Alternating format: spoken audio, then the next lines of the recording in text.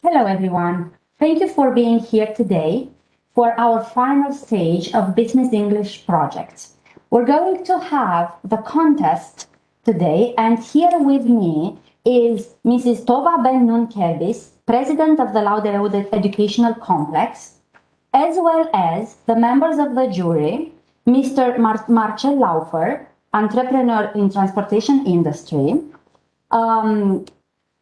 Mr. Vlado Robanzo, who works as a financial audit advisor for KPMG and Secretary General for Retromobil Club Romania, Mrs. Diana Gombos, Business English Professor, and myself, Mihaela Rață, Business English Professor. I am delighted to see all of you here today, and before starting, I'm going to give the floor to Mrs. Tova Ben-Nun Kerbis. Tova, you have the floor. Thank you, Mihaela. Thank you, Vlad and Marcel, for joining to us today. Dear students, teachers, and alumni, I'm very happy to be together today in this initiative for our high school students, the business projects contest within the Business English course, which is at least a decade-old tradition in the training of the young Laude-Reut students. Welcome and deep gratitude to the special guests at this event who honor us with their mentorship and will act as jury today. The Laude-Reut alumni who took up the challenge of guiding younger colleagues, sharing the secrets of business. Vlado Robanzo and Marcel Laufer. Hello, thank you. Professionals in their fields of work. Mihaela Rață and Diana Gombos, Laude-Reut teachers, so dedicated to our educational goal. The Laude-Reut mission is to prepare today's students for the labor market of the next 8-10 years, thus endowing them with skills and resilience to act as business people. I congratulate all the students who have prepared business projects and may the best and most ingenious ones win. Good luck to all. Thank you very much, Tova. Thank you for your kind words and your support. I'm going to give the floor now to Mr. Marcel Laufer, member of the jury today, to introduce himself briefly to you. Greetings, everyone. Firstly, I would like to thank Tova for giving me the great opportunity to come here back, where I like it to call it my second home, to see some of my old teachers and also some of my good old friends. I've been working for the past 5 years in the transportation domain, but I think today it's not, I'm not such an important subject, so I would like to see and also to wish good luck to the students with their projects, and I hope I'll see today some interesting business plans. Thank you. Thank you, Marcel.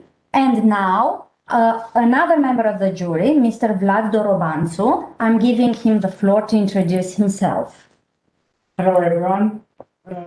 Thank you, Tova. Thank you, Mihaela. Thank you, Diana, for offering me this chance to be, let's say, on the other side than I used to be some years ago. As Mihaela told you, as you also assume, I'm an alumni of this high school. I graduated in 2012. So, and afterwards I've been studying in Laude Business School in Vienna, and in 2017 I came back to Bucharest. At the moment I'm working for KPMG Romania in the audit sector, as well as for Retromobil Club Romania, where I'm the Secretary General. And I'm very much looking forward to see what you guys have prepared for today. And I'm really curious to see the bright minds of 9 graders, what they put on display today. Thank you very much.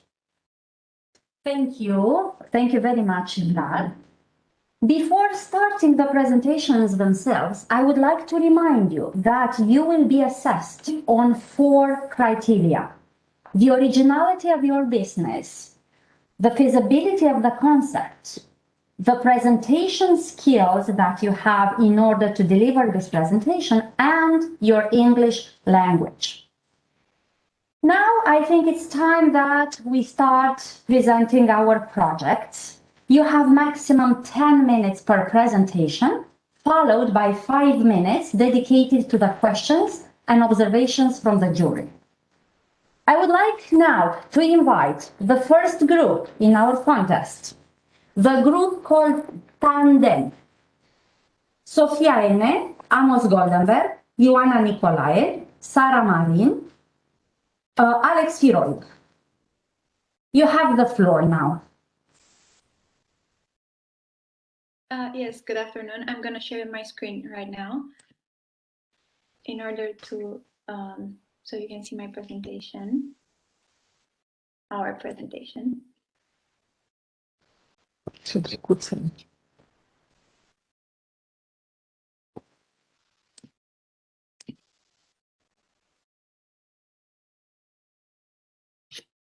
Is it okay? Can you see right now? It's very good, thank you. Yes. Okay, so good afternoon, everyone. I am going to present to you our business, which is called Tandem. Essentially, it's an online platform on which folk artisans, selected by our art curators, present and sell their products while directly connecting with their clients. Tandem offers you a glimpse into the traditional lifestyle by delivering directly to your homes, by delivering art directly to your homes. This is what our name also represents. While in Latin it means past, in Romanian it implies connection.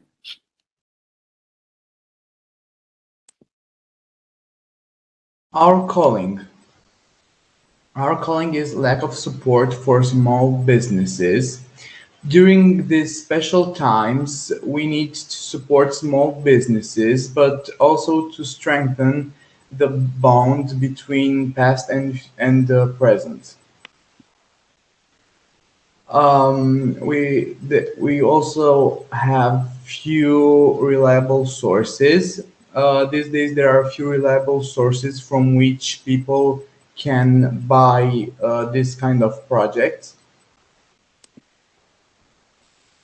And also lack of support for folk artisans. Unfortunately, today folk artisans are not promoted enough, and also many people are, including young generations, are starting to forget about them. Our solutions: connection. Our platform focuses on the connection between artisans and clients. Lifestyle. We want to promote the incredibly beautiful lifestyle of the Romanian peasant, but also to popularize traditional products. And authenticity. By creating this safe platform, we want to promote our products and also the relation between tradition and modern buyers. So who are we? We are a group of 5 ambitious students with the same values, who created Tandem by combining different passions. Through this company, we desire to make artisanal work accessible for the younger generations. This is our team. Sofia Ene is the Chief Executive Officer. Alexandru Firoiu is the Chief Financial Officer. Goldenberg Amos is both the Chief Marketing Officer and the Creative Director. Ioana Nicolae is the Chief Experience Officer. And I, Marin Sara, am the Chief Operating Officer. This is our SWOT analysis. Our strengths are low processing costs on our behalf, because we use raw materials and we focus on directly connecting the artisan and the client. Our business is focused on a niche area and it targets clients of all ages and all nationalities, as our main goal is popularizing artisanal work and raising interest in these timeless products. Weaknesses: ensuring that prices are reasonable while respecting and benefiting the artisans, not having a physical location, low visibility of the products, and effective communication with both sides. As for our opportunities, expanding our business internationally, making Romania's culture known, and even potentially improving its economy. Our threats would be big market chains selling the same range of products as us, the number of authentic artisans decreasing, and potential security problems. Our short-term business plan. So when we start our business, we want to launch a functional yet attractive website, which will be easy to use by both clients and artisans, and also establish a partnership with a courier company in order to make national delivery fast and possible. 4 months from now, so in October, we want to establish and strengthen our client base by investing in a marketing campaign that not only attracts new clients to the business, but also keeps the old ones interested. By the end of this year, we want to launch a new line of products. We will use Romania's National Day as an opportunity to invest in a one-of-a-kind artisanal line of products. By combining the old and the modern, we will team up with traditional artisans and modern young contemporary artists. And by next year, a year from now, we want to celebrate our 1-year mark by attending festivals nationally as well as internationally, representing Romania and expanding the knowledge of our culture.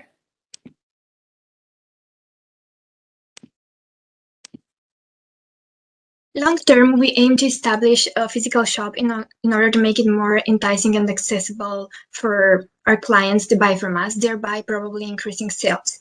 In 3 years, we intend to expand our business internationally, beginning with countries that have large populations of Romanians, such as Italy, Germany, and Spain. Our goal for 2024-2025 is to organize events and exhibitions, since one of our most important missions is to strengthen the connection between artisans and clients. We aim to organize workshops held by artisans.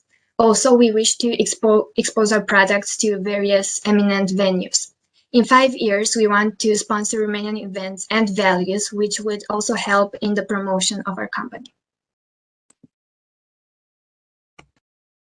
What is our target customer? Our target customer is someone who has a steady, stable, and significant income, while of course also being interested in arts and culture. They should be accustomed and open to buying and using a website to purchase something online. Since our mission is connecting the urban and rural, they should live in an urban area. The ideal age range of a customer should be between 25 years old and 45 years old. We will now talk about our marketing strategy. It will be split into digital campaign and our traditional campaign. Our digital campaign goes as follows. Since day one, we will create blogs and articles which will be uploaded on our website and Instagram page.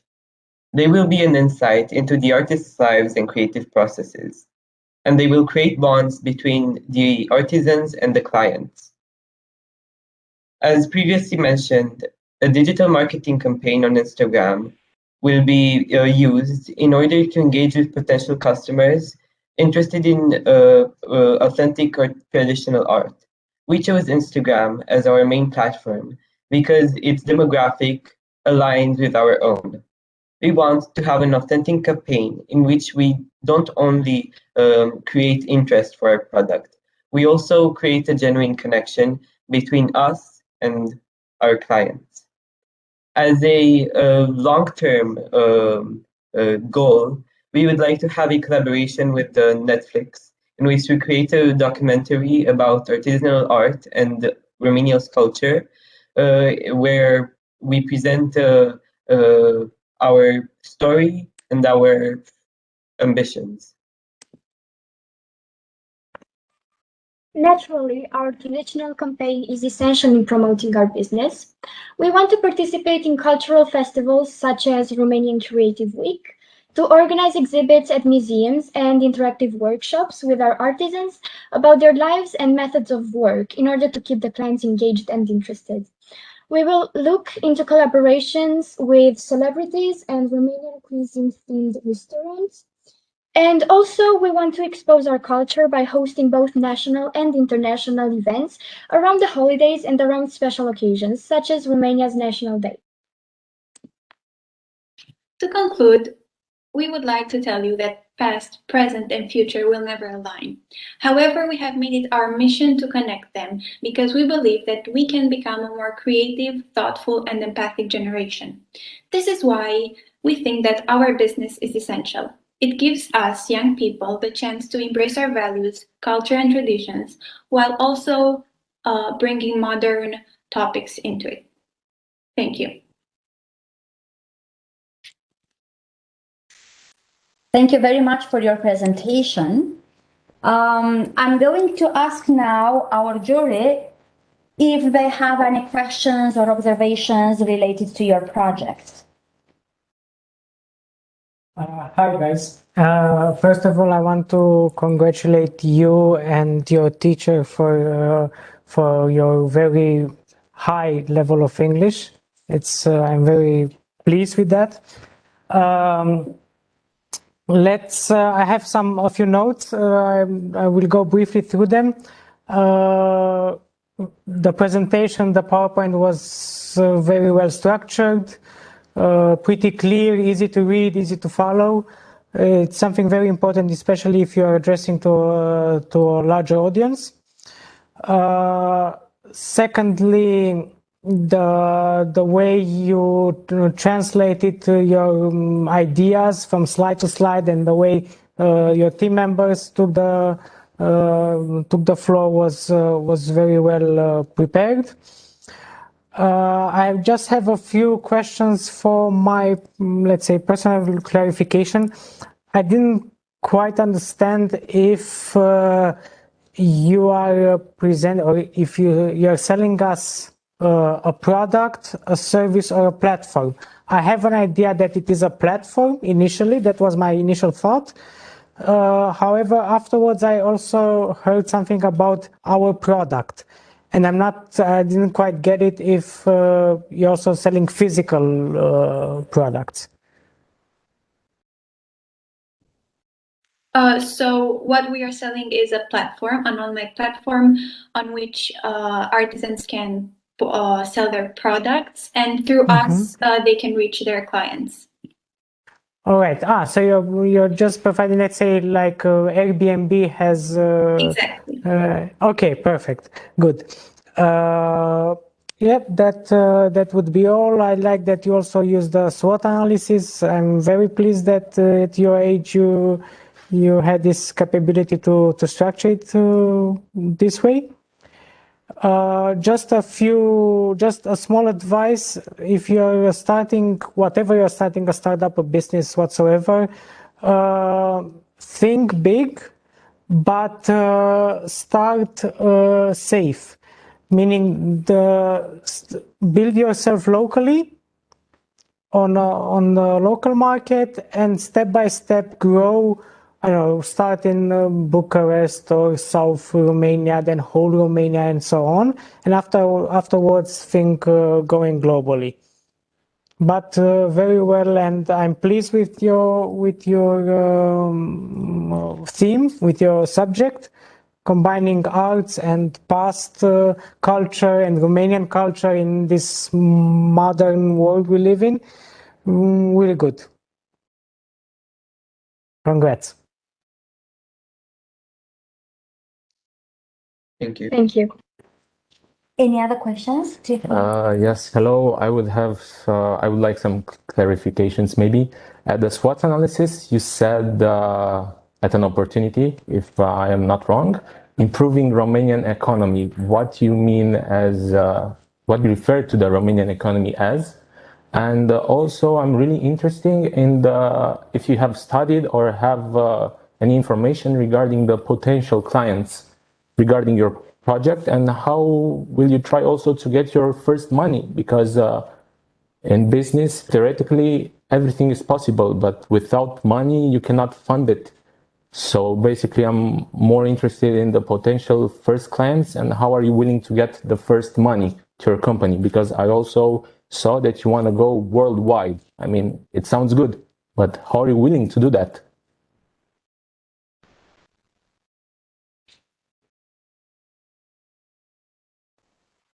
Regarding the opportunity with improving Romania's economy, we mean that by popularizing and bringing the culture into the public eye more,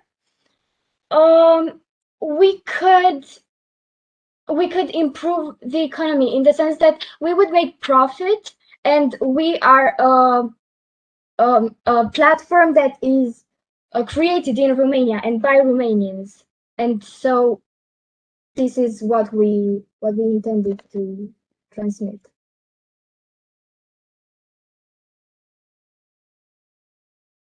Clients and maybe the first money that you would acquire in this project? Any thoughts or ideas? Well, yes, I believe that probably the best way to reach our initial clients would be at festivals and events. Even in the project, it was mentioned that Romanian Creative Weeks. A few weeks ago, I have participated with my school and as voluntaries in this event, and there were a lot of stations focused on Romanian culture, and so we would be a great addition to the festival, since people that visit these festivals are also part of our demographic. Okay, thank you. Okay. Any other questions, Diana? No. No. Thank you very much for your presentation. We'll move on now to our following group, Watch and Move Glasses, presented by Rote Malter, Andrei Micula, Iulia Bârgăuanu, and David Derdala. Yes, thank you. Hello, everybody. I hope you can hear me. And in a few minutes, I also see my screen.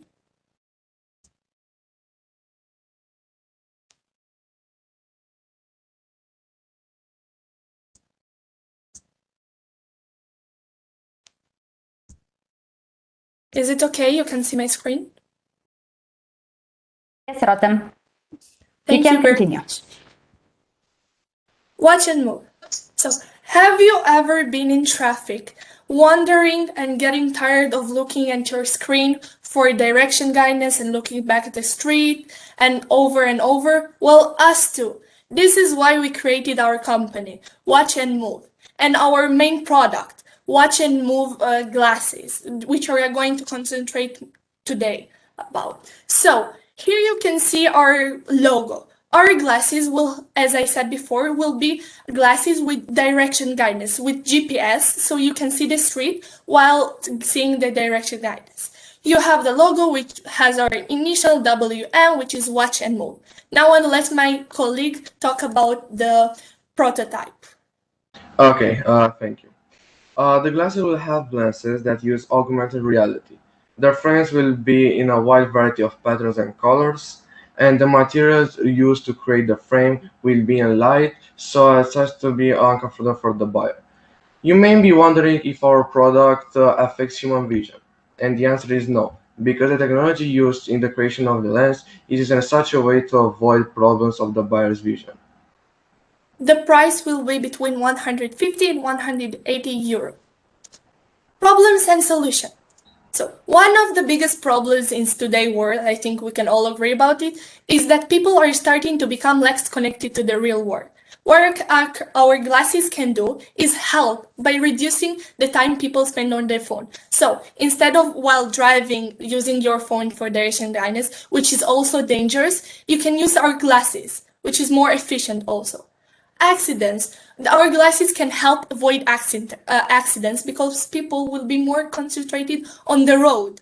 And also we have a night vision mode, which is a special mode in which you can see at night. And my colleague will also further explain.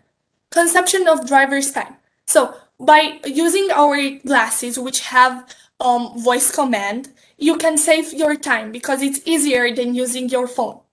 Also, you do not, our product do not require an external device. So you do not need a specific phone, or you do not need a phone at all in order to use this device. You can use only the voice command, but you can also use your phone. About us. So, my name is Rote Malter and I am the CEO. My name is Micula Teodor Andrei and I'm the production manager of this company. Hello, my name is Drudara David and I'm the technology and design manager. My name is Bergomano Iulia and I'm the marketing manager. So, a little bit about us. Who are we? We're a company that started with these 4 ambitious people, former high school colleagues, and our main goal is to help make the world a safer place. We have developed a product accessible to almost everybody, and this product is destined for daily use by all users who need direction guidance. SWOT analysis. SWOT analysis. In SWOT analysis, enter strengths, weaknesses, opportunities, and threats. Strengths. As my colleague said, night vision mode. Our glasses will have night vision mode that is special for drivers because it can protect them from the long phase of the car coming from the opposite direction. First technologically advanced product in this field, accessible compared to other products. Our product will be affordable because we want everyone to be able to buy it. Advanced voice command. Weaknesses. Limited financial resources, unknown brand, unusable for prescription eyeglasses, and sensible product. Opportunities. No current strong competition. And this is a really good advantage for us if we don't have competition. Open market, favorable timing, great employment opportunities. Threats, disadvantageous economic situation because of COVID-19, possible future strong competition such as Apple, and fake cheaper product. I will now present you the action plan. Our action plan begins with a massive employment in recruitment in Lusaka, the capital of the African nation of Zambia. We chose this apparently unusual place for 2 main reasons. Firstly, Lusaka is the former capital of the British colony of Southern Africa, one of the few developed cities in the area, and the education there is good enough for people to be able to work on our technological advanced product. The second reason is the low living cost in Lusaka, in Zambia in general, which would allow us to give our employee more, to give them less, smaller salaries, which will be a great advantage in the future for our company. We are also going to build the first production facility in Zambia for the reasons mentioned above. 6 months after the employment recruitment, we're going to start our product in the Netherlands and starting promoting it. We chose Netherlands due to its advanced road network and lots of people who move there, such as students and immigrants, who are the exact people we're trying to sell our product to, the people who need guidance. We're then going to send the product to different high-tech stores. In Romania, for example, a high-tech store would be Altex. We will try to collaborate with them because at the beginning we won't have enough funds to make our own stores, and one product won't be enough.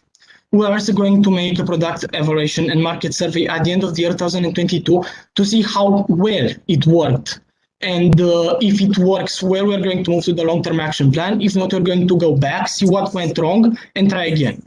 The long-term action plan begins with expanding into neighboring countries such as Germany and Belgium and employing more staff. After this, we're going to try and get investors in order to expand our production line. Due to the expansion in different countries, we also need to, the demand will grow, and thus we'll need to expand our production. After this, we're going to start focusing on publicity in Europe and achieve good profitability by the end of the year 2025.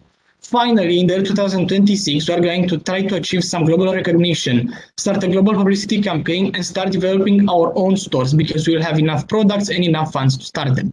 I'll now let my colleague Julia to present the marketing strategy. Thank you very much.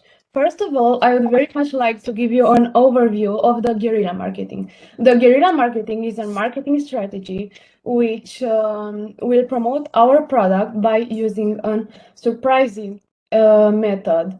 As an example, we are going to put a fake hole in the middle of the store that is going to shock everyone and attract a lot of attention in order to increase our marketing. Next, I'm looking forward to highlight the offline marketing strategies. We want to put pictures on the moving trucks in the traffic and project videos about the product. There will be public shows inside the malls, such as the mirrors in the restroom can be converted into how you see through our glasses. We will have print media campaigns stressing on the theme that how will watch and move glasses help people and why is it better than the other options? Next, I want to continue with the online strategies. We will, of course, value the social media such as Facebook and YouTube. We want to create a Facebook page in which our clients can contact us and promotional videos on YouTube. We are also going to use ads in apps and television ads. And we want to sponsor travel bloggers in exchange for our publicity. And finally, I'm going to present you the future strategy, such as sponsoring Formula One competition and competitors and partnership with a bigger company such as Google. Thank you. I would also like to mention that our target customers are people between 25 and 40 years old. Our conclusion. To conclude, our business aims to make traveling and exploring cities more accessible, modern, and safe. This way, people's lives will be truly impacted. We're trying to make people more present, more oriented, contributing to future exploration discoveries. This way, we're trying to help people gain more knowledge and memorable and beautiful experiences. Our motto is bringing people back to reality through technology. Thank you so much. Thank you very much, the whole group. I'm going to give the floor now to our jury to address questions or observations. Hello guys, I would have some small questions.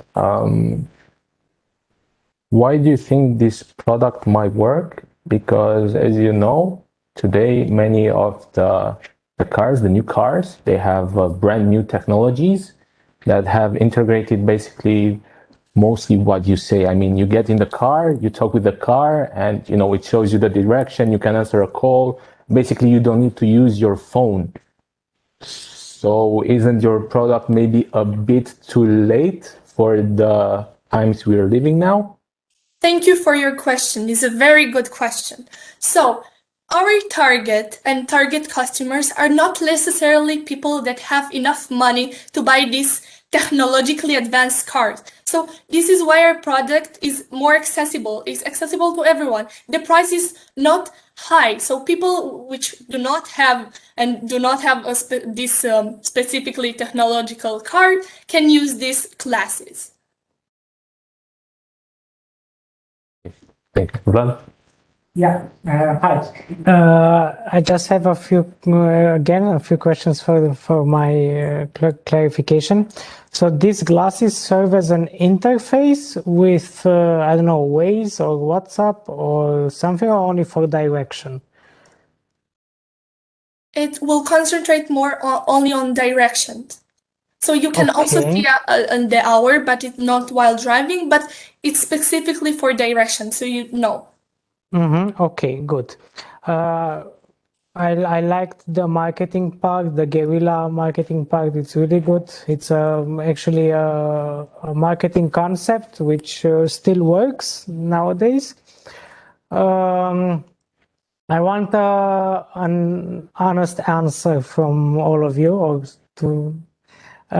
Did you see this product before? No. No. No? No? I truly thought about this idea while walking with my friends, so this is how our idea came up. Okay. Then we worked and developed on it. Yeah. Okay, good, good. After you finish this discussion, just Google smart glasses. Yeah, we know that there are some glasses, and that is why our project, we're not saying that our product is a newly product, but it will be more technologically advanced and will have different functions from the other existing products. Good, It's I also like really your accessible comeback. compared to other products. Oh, sorry for interrupting. I didn't mean to. Yeah. Didn't. I like your comeback because I challenged you and you came back and I liked it. Okay, that would be all from my side. Thank you. Okay, good. I would have a question. Congrats first. I'm very impressed by this idea. I want to ask you one question. Where would you see your product in the next 5 or 10 years? Any improvements, upgrades that you probably want to make?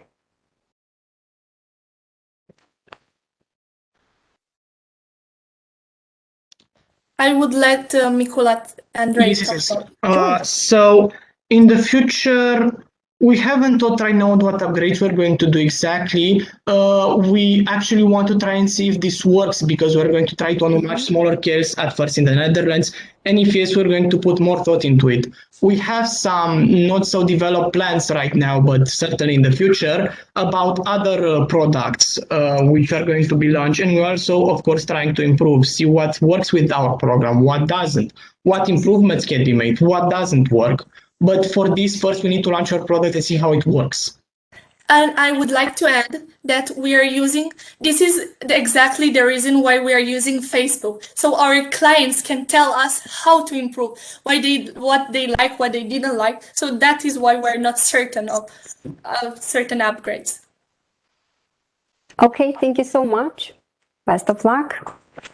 Thank you. Thank you, everyone. Very lovely presentation. We'll move on now to group number 3. Had Sat Nest, Bogdan Bodomoiu, Matei Kociashu, and Alexis Nistor. Thank you. I will share my screen right now.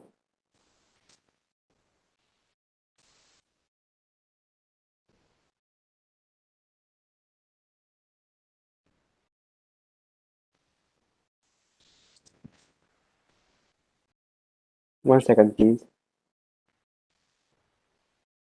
Okay.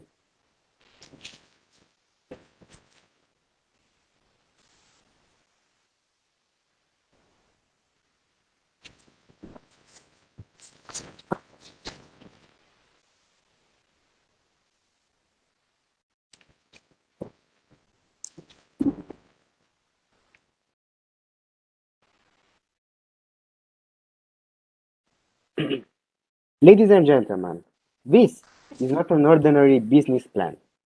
This is an epic presentation. So it needs an epic Hollywood intro. And how do all good Hollywood movies begin? With a quote. Our quote about our team is headphones on, world off. And you will see what that means in a moment. First of all, we have a few contents which we will be covering during this presentation.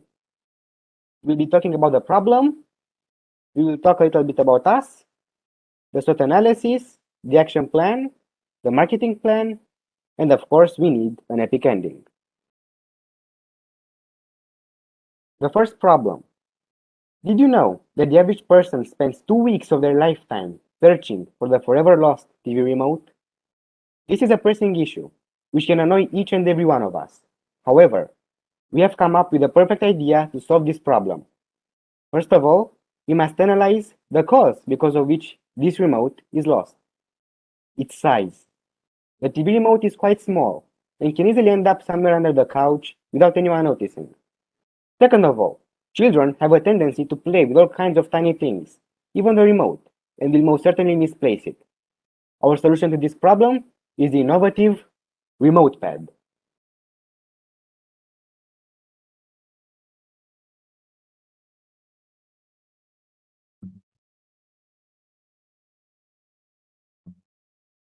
This is the one. Luckily, we also found a solution for the remote pad.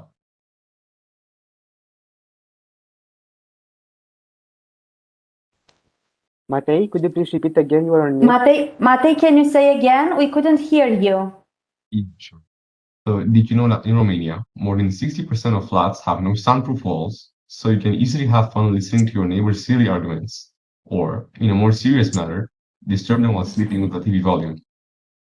Luckily, we have also found a solution for that, our remote pad. Is it By fun? now, I am sure you are all wondering, what is this amazing and new product called Remote Pad? Which will fix all of these problems in a second. Well, let's see what it is.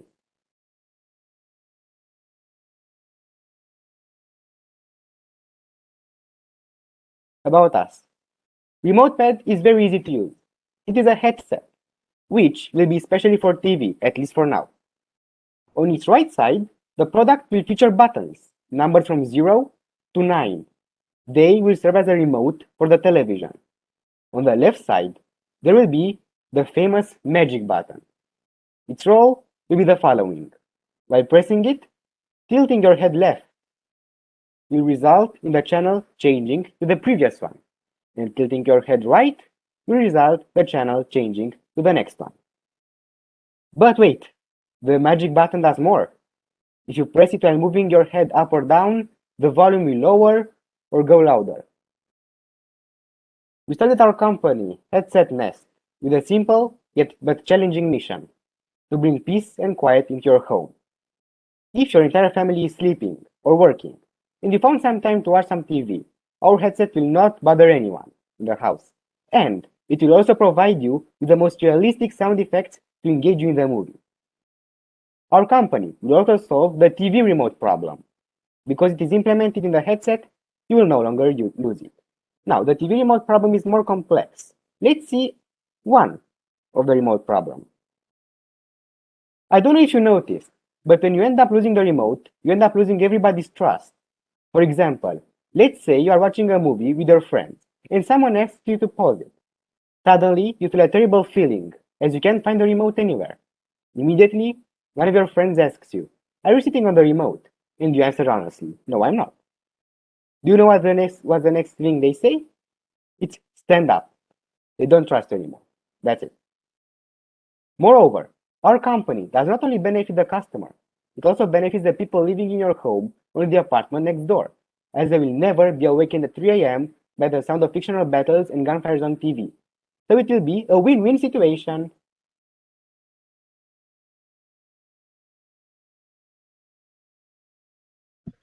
We are three good friends who can relate all of the problems stated earlier. We disturbed our neighbors at night, and we lost trust when misplacing the remote. So we decided to say enough. We have an honorable mission, and we intend to succeed. Everything our company does is for the customer and to solve an issue. That, if it is not so serious, it is relatable and annoying. And this is our team. Bogdan is the CEO, and I am the CFO, and Matei is the COO. Next up, we have our SWOT analysis. SWOT analysis stands S for strength, W for weaknesses, O for opportunities, and T for threats. Strength. Just like every company, we have our strengths, weaknesses, opportunities, and threats. One of our main strengths is the fact that we have two products in one, a headset and the remote. Unlike all other products, we also plan to use a translator, which will be able to translate the lines of the characters from a movie or TV show.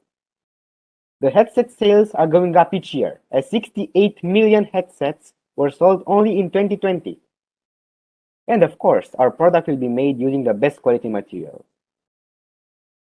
Weaknesses. Our weaknesses are not very concerning, but they exist. First of all, the remote problem, meaning the loss of the TV remote, happens rarely for short periods of time, which, according to studies, accumulate to 2 weeks of the lifetime, but it does not have a direct impact on the individual. Secondly, the translator might not work as well as we expect it to. For example, there are certain words which may not be translated perfectly, and there could be a delay. Furthermore, we are not big in numbers, as there are only 3 of us, but we will get bigger, and this will not. Opportunities. In the next year, 2021, our business skyrocketed, and because of the high demand, we made a collaboration with our Tohiro representative which let us use two of the device factories and promote our devices on our official website. In addition to that, our product is innovative and never before seen. In 2020, there were 68 million headsets sold around the world, and based on our statistics, this number is still growing. Threats. We have one main threat: competition. Our competition consists of gigantic companies such as Sony. People also tend to buy earbuds, which, unlike headphones, are much smaller and go directly into the ear, making them more discreet. My father, for example, uses AirPods while watching TV. Another threat is the existence of a TV remote app on the phone, and this can be downloaded for free. Now, since we know that every respectable company always lets the world see their SWOT analysis, we have one a little bit more detailed if you wish to look over it again. Chapter 4, we have long-term action plan and short-term action plan. Let's start. Our short action plan consists of a translator. In the near future, we plan to introduce a new translator for our headset, and we'll be able to translate several movies and TV shows word by word. We believe that we will experience some delays, but hope to improve over time. Advertisement. In 2022, we plan to start advertising our product as soon as possible. We believe that the best way to advertise the product would be through Instagram and TikTok influencers who attract a large number of people and are generally less annoying than regular TV ads. And redesigning. Currently, our product looks pretty basic, even though it offered so much more. Once we begin our business, we wish to redesign our headset in order to stand out from usual headsets. Compatibility with other brands. Our product is currently only available for TV, but nowadays people watch movies on many other devices, such as phones and tablets. We are confident that our headset will soon be compatible through Bluetooth with other devices, such as the mobile phone. Employees. We hope that we will increase the number of our employees as soon as possible in order to be more productive and creative.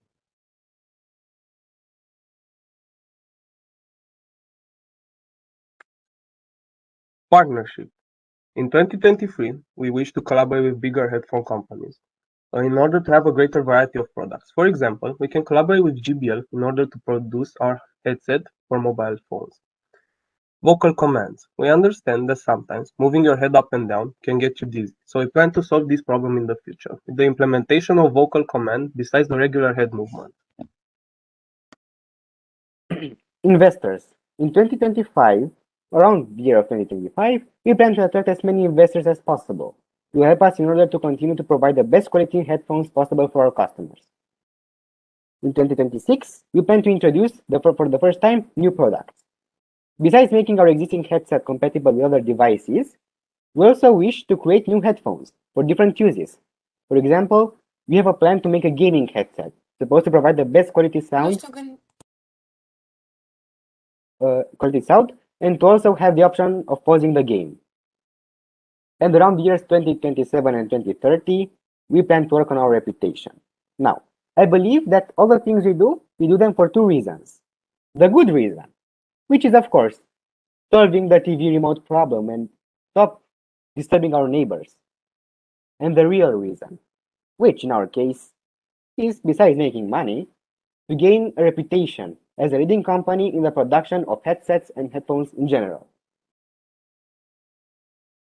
We are a project around the world. What you see right now with white dots are the areas in which we deliver online products straight from our factories. And what you see with yellow dots, those are the locations in which we hope to open some shops in the near future, as soon as possible. Now we reached our marketing plan. Our marketing plan strictly follows the 4 P's of marketing, which stand for place, product, price, and promotion. Place. The most important issue of the customer before asking for the price or features the product has to offer is where to buy the product from. Even though one of our target customers are elderly people, according to the researchers, 75% of them know how to use the internet properly. However, if they do not encounter our product during one of their searches, we will also provide articles in the newspapers, which are read by 80% of them. Product. Our product as we have previously said, is very innovative. We bring something that was never before seen. It is a TV headset, which also features a remote. And for people who watch foreign movies and do not like reading the subtitles, a translating service. The translating service can be purchased separately with a membership costing €5 per month. Unfortunately, the translator will be delayed, but our dedicated team will manually translate some popular movies and TV shows. An app will also be created in which people can upload their own translation for a different piece of entertainment, which customers can download for a small fee. There will also be a premium headset with a more futuristic design, such as adding some lights, a translator with no membership required, and the option to download any translation from our app for free. Promotion. Our product is intended for the following customers. Living in apartments. In order to promote our product to these target customers, we have chosen a few promotion ideas, such as billboards and TV ads. But those that stand out are the following. Social media influencers who will receive a free product and are required to use it during their live streams and other social events. For older people, we have chosen an oldies gold approach, meaning the newspaper, which is still read by 80% of the elderly, and teleshopping, which is most popular among these target customers. Price. The price varies among the products. For a standard headset, the price will be €110. And for the premium headset, which has a lot to offer, it will be €200. Still very affordable. And now, ladies and gentlemen, we have reached our epic ending of our epic presentation. First of all, we have the noble mission, which is bringing peace and quiet into your home since 2021. We want innovative product. Who has ever seen a headset and a TV remote and a translator all in one? Affordable prices. Pensions in Romania might not be the greatest since a lot of elderly people struggle. Thank God that remote pad is not expensive. And now, we cannot conclude an epic presentation without an epic Hollywood ending. And how do all good Hollywood movies end? With an explosion! As you can see, they all explode. Thank you. Thank you very much for your presentation, Bogdan, Matei, and Alexis. I'm going to give the floor to our jury to address questions, observations, or whatever they would like to find more from you. Okay, Mr. Nistor, I would have a question for you. How much do you believe in this project, and why would you buy your product? And I would like an honest answer, not some theoretical I words. really believe in our project. I think that it is a very innovative product, or how do you call it, headset, because it helps with the if it is harder to lose, as we stated in the project, and it is very affordable as well. So that would be your arguments regarding my question. Okay, and also one thing I'd like to mention, maybe regarding all the teams until now, you don't actually need to go worldwide to make money, to make business, to have a big company. I see everyone's, you're going to Asia, you're going to Africa, you're going to North America, South America, Europe. You can actually have a good business just in one country. I mean, business and making money doesn't always have to be, going all over the place. You can do it also in a small place, as long as you do it good, as long as you know how to do it. So, yeah. Regarding your product, if I would have to buy it, I would have some doubts regarding it. But I'd like my friend Vlad to continue from now. Yeah,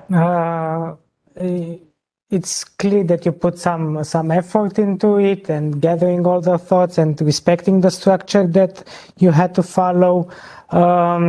Just some basic examples, basic advices for further presentations. Perhaps you should try to repeat it beforehand a couple of more times. I don't know if let's say the loopholes were because of the technology or stuff like this, but you should have, let's say, a better flow in the presentation. I like in the beginning that the presentation was fresh. I think Bogdan was the one who tried to engage the audience. It's really important within a presentation to engage the audience so that you keep them attentive at all times. Another advice would be from time to time throughout the presentation, perhaps to raise some questions in order to see if the audience is still engaged and with you there. Yeah, I just agree with Marcel that you don't have to go from the very beginning globally. And I have to admit that throughout your presentation, I was a bit confused because as an investor, as let's say, investor, I see that you're already worldwide. So why should I put my money in if you already have stores in Australia, North America, and so on? But yeah, I mean, some could buy your product. Again, I'm not really sure if I would buy it, but yeah, it's good that you put the effort into it. One could see that you studied a bit let's say the field, and yeah, okay, congrats, good. Thank you. Thank you. And Diana? Congratulations. Thank you, Bogdan. You impressed me with your excellent presentation skills. Good job. Keep up the good work. Best of luck. I liked it. Thank you. Thank you. Thank you, guys. Okay, we are ready now to move on to group number 4 here. PC Addict. A lot of technology today, as you can see. PC Addict. Sofia Stângă, Diana Cuza, Vlad Vrabie, and David Dranca. Yes, hello. So I will be sharing a screen right now. Yes, okay, Sofia. Okay. So,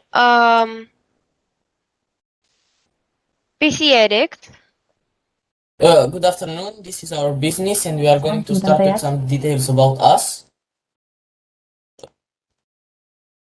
During the pandemic, we noticed that people, especially students, are in need of a good and performant computer, and we gathered a team full of technology enthusiasts who succeeded in helping people build a dream computer. Also, we managed to support video game players in finding the best configuration in their favorite games and activities.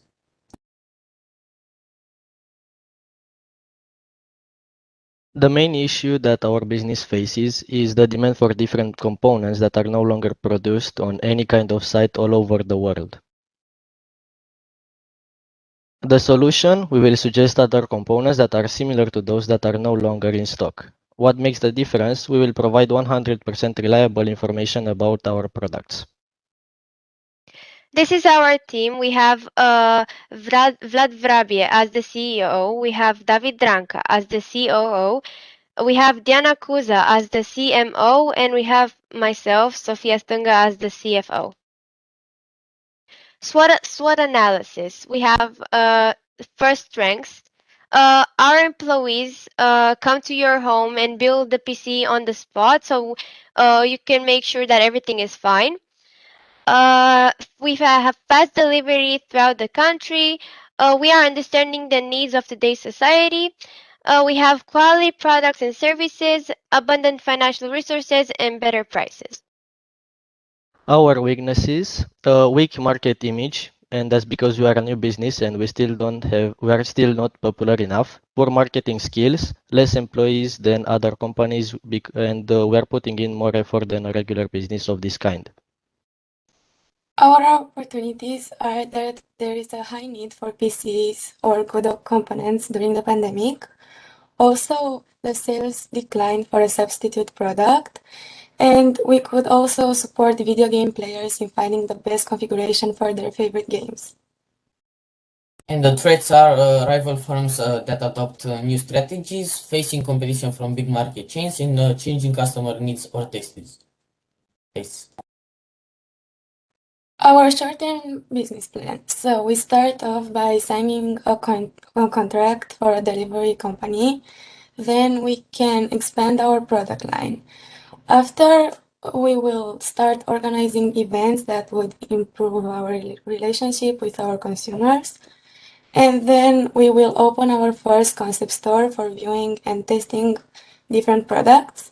We will always also hire PR staff and then start creating collaborations with influencers from YouTube, Instagram, and Twitch.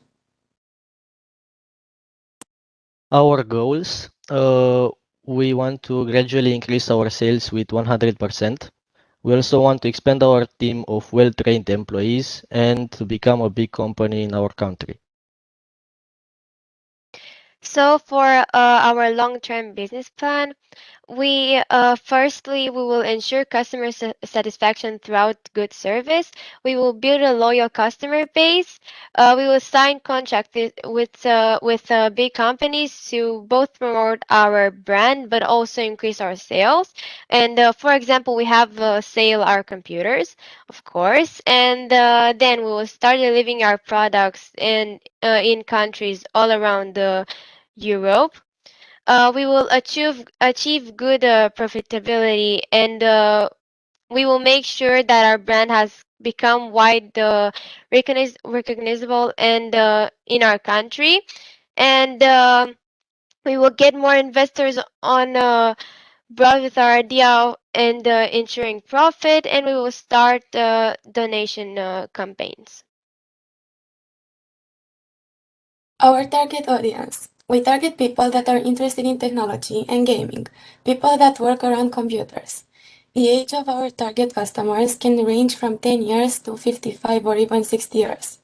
And our goal is to help people from all around the world through our website so they could have their dream computers and help the unskilled people gain the necessary knowledge. Marketing strategies. We first create an Instagram and a Facebook page for our business on which we post our products, and we can also communicate easily with our customers. We'll start having YouTube ads. We'll spread the flyers with information about our company. We'll start making collaborations with internet influencers such as YouTubers and Twitch streamers. We'll organize giveaways throughout the YouTubers or Twitch streamers to promote our business and gather more clients. We'll organize events that will improve our relationship with our customers and also help us promote. Or we'll participate in events like Booker's Gaming Week or Comic Con, where we organize competitions with giveaways. We'll have online ads. We'll offer coupons and television ads.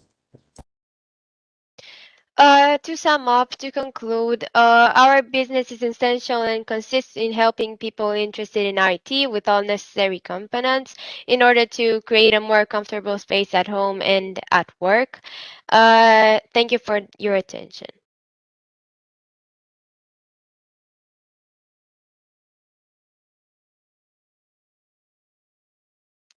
Wait a second.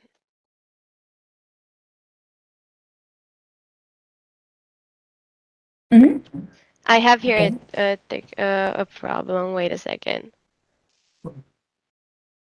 Okay.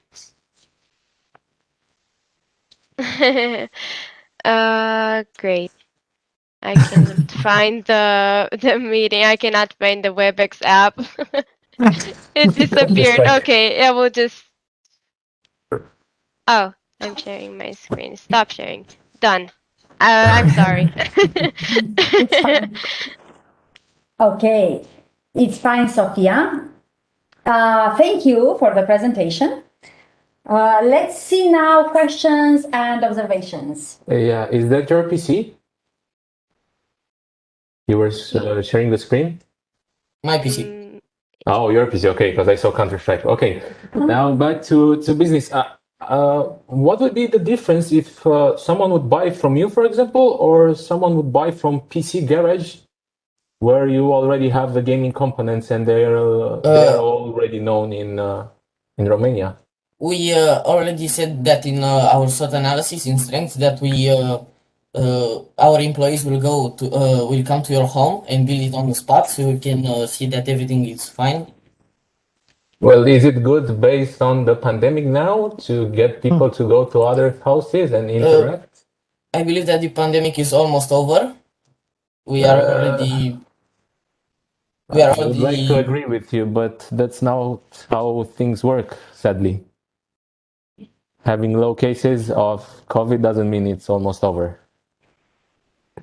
But let's say it would be over. So basically, you're telling me that instead of building a computer, at a company, they come and build it at your house. So why would I want someone from a company I buy to come in my house and stay 2-3 hours, a stranger, and build a computer in front of me? Wouldn't be a bit awkward and a waste of time? It will be a bit awkward, but this way, we can make sure that everything goes right and that the PC is it's done and it doesn't have I don't know. Wait, it will just we can make sure that everything is just fine, as I said earlier, and that nothing goes wrong with it. Okay, but basically, I mean, if you ask, I don't know, if you ask even your friends, let's say you ask 10 friends and ask them what would they prefer, to have a PC built in front of them and waste 2-3 hours, or to get it already built, I think you could get my answer regarding this concept.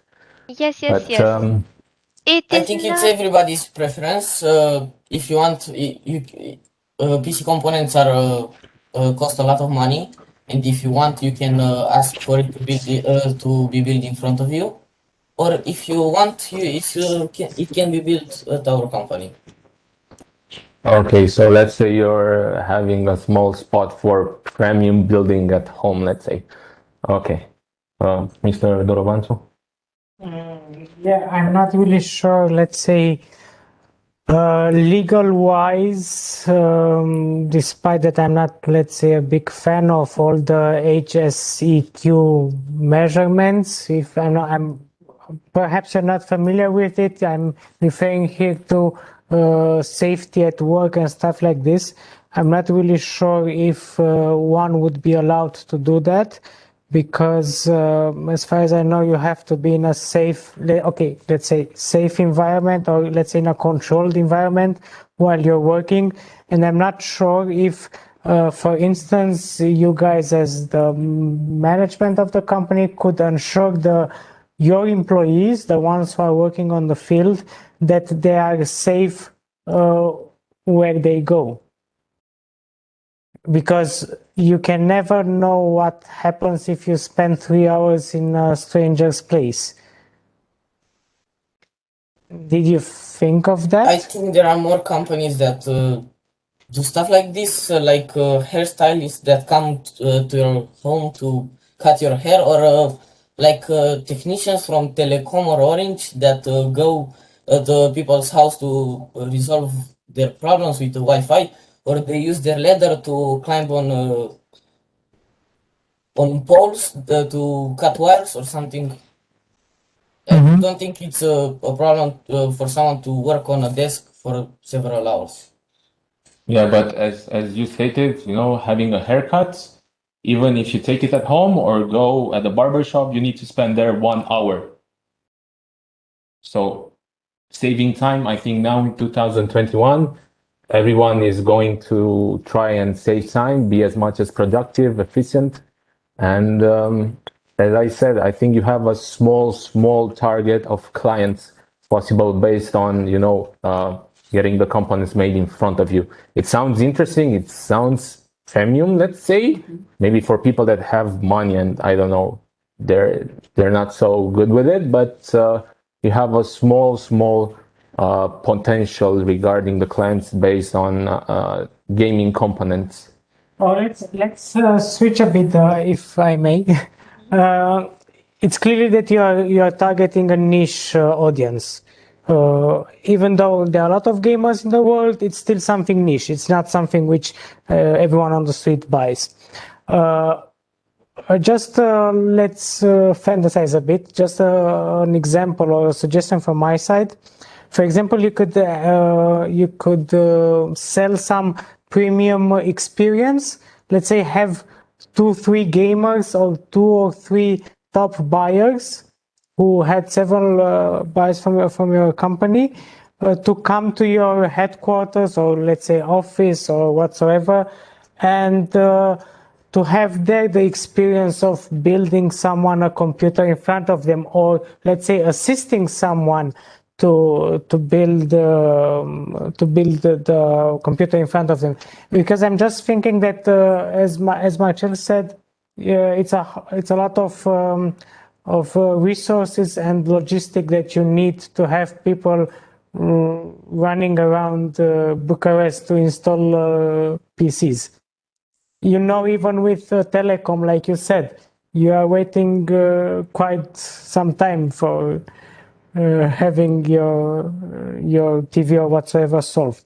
But as I said, I can understand the niche target you are heading to or you are addressing to, and you can think of, let's say, a premium service for the gamers, but not because I'm putting myself in a gamer's shoe. I assume if I am a gamer, I have some knowledge about how to build myself a computer. So I would like to do it myself, more or less. Yes, we understand that, but we are not selling computers only to gamers. We are Okay, selling so computers to like everyone. If you just need a computer for work, you can buy it from us. But it's already built. Yes. Yes, we can also Okay. sell pre-built computers. Yes.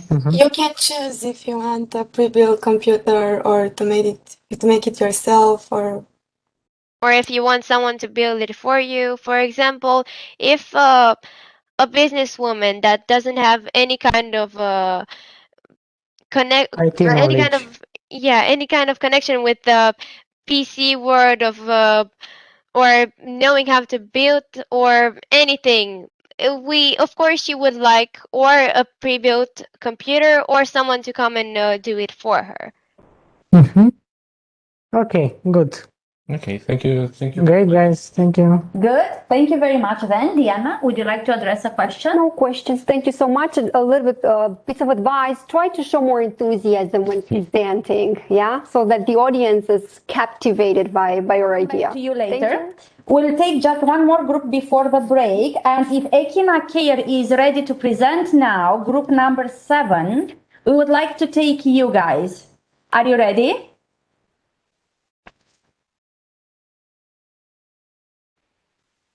Teodora Petrescu, Ioana Turiga, Daria Raicu, and Daria Grădișteanu. Are you here? Yes. Perfect. We're Okay. supposed to be ready now. Can we get at least? Can somebody present before us? No, you will present now. You need to be ready at all times because these kind of changes may occur. Unless Mara Tănase is back with us. Is she?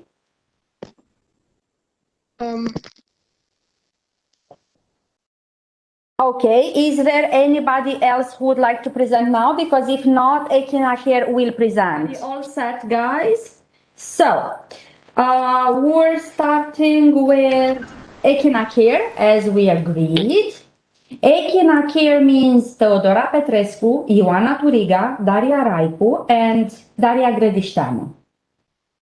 Yes. You can start now. I will share the screen. Good.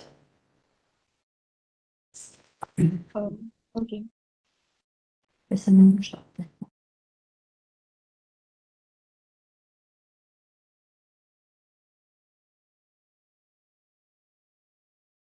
I hope you can see it.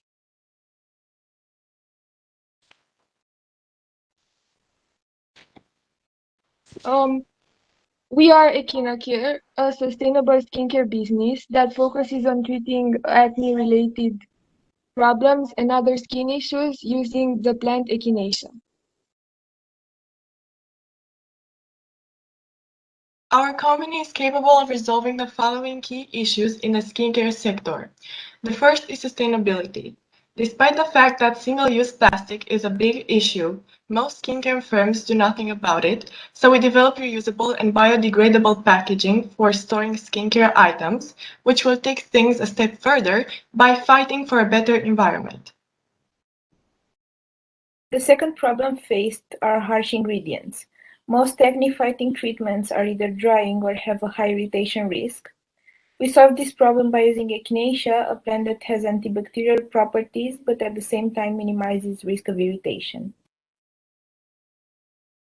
Most organic skincare products use imported ingredients, which make them unaffordable for a lot of people. We locally produce echinacea, which will ensure product safety and lower the product price.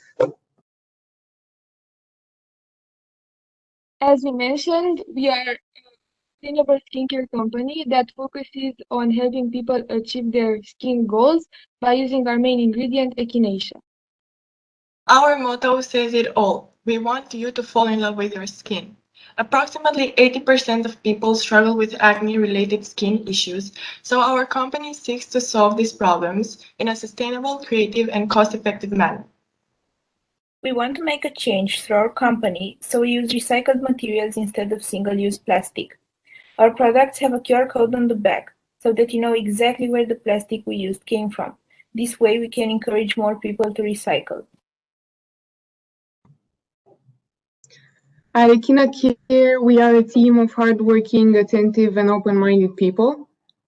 I am Daria Raicu, I am Ioana Triga, the CFO. I am Teodora Petrescu, the CCO of the company. And I am Daria Grădeșteanu, the Quality Control and Safety Manager. We are first going to look at our strengths. Our company targets a specific area of business, skincare. Furthermore, we support green chemistry and ensure lower prices compared to similar products on the market. On the other side, our weaknesses are a lack of exposure due to us being a small company at first in a large field. People have come to assume that natural products are inefficient since there is a vast field of untrustworthy natural products. We will lack experience as a result of bringing a new idea in the market, and because our major ingredient is a plant, we will not be able to have a year-long supply. As for our opportunities, we take advantage of the fact that we can partner with organic farmers to bring down the production cost of our base plant. Then we have the chance to expand our product line to body skincare products, and we can improve our product promotion by partnering with beauty clinics. Also, by using online marketing, we can increase our sales. As a business, we face the following threats. There is intense activity in natural products. Consumers are more loyal to strong brands. Bigger brands could easily copy your product idea, and we have no loyal customer base, at least at the start, which makes it harder to understand market needs. In the first year of opening our business, our goals are to partner with at least one beauty clinic to promote our product, patent our formula, and develop a website for the expansion of our business throughout Europe. We also want to participate in events such as fairs to build a good connection with our customers. We are going to celebrate our 1-year anniversary by having a social media giveaway. As we mentioned, in 2021, we want to patent our formula, develop a website, and grow our social media following. In our second year in business, we'll concentrate on growing a devoted client base, extending our product range, and perfecting the formula of our new items. We will participate in beauty and skincare-related events such as fairs in the year 2023. By utilizing dried echinacea, we will be able to overcome the problem of not having a year-long supply of our main ingredient. We will also make it a point to attract more investors to our mission. In 2024, collaborating with brand ambassadors to further promote our brand, we will sell our products in a pharmaceutical chain, and we will ensure that our brand has become recognizable in the skincare industry. In 5 years' time, we will have a customer retention program on our website so that we can keep a loyal customer base. We also will associate with another company and create a product together. And we will support charity causes by creating a limited edition product series. Our target audience includes people ages 20 to approximately 35, and generally people suffering from acne, regardless of the gender. Our goal is to provide international shipping through our website, and we aim our product to the middle social class. We target people interested in sustainable skincare and green chemistry. As the latest focus on waste prevention using less hazardous chemical synthesis in products and focuses on safer chemistry for accident prevention, it caught the attention of the public given people's growing interest in ecological issues. To promote our new product, we will partner with beauty clinics and spas. We will develop a site because online shopping has gained a lot of popularity. This way, we can sell our products throughout Europe while still having affordable prices because small containers, such as skincare containers, are not expensive to ship. We will have brochures and business cards available to actively market our goods. Our items will be advertised on public billboards and television commercials, and we will maintain a strong social media presence and collaborate with influencers. As previously said, we will participate in beauty and skincare events. To sum up our business in just a few words, we target middle-class people who suffer from acne-related skin problems. We make products that efficiently treat acne, and through our business, we also solve problems related to harsh ingredients, sustainability, and high prices. Thank you for your attention.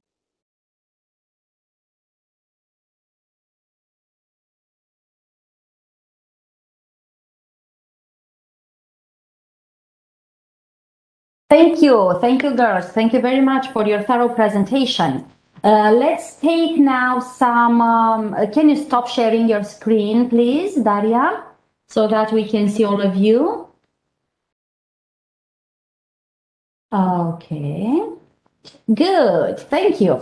Let's see if we have questions, observations, some words from the jury. Yeah, I think it's one of the best structured and presented business proposal we've seen today. Even though it's, let's say, not necessarily niche subject, but it's something really narrow, skincare, which could be also a bit tricky because, I mean, we all know that it can have some side effects. As far as I know, echinacea is not, it's plant-based, thus the side effects are not that many.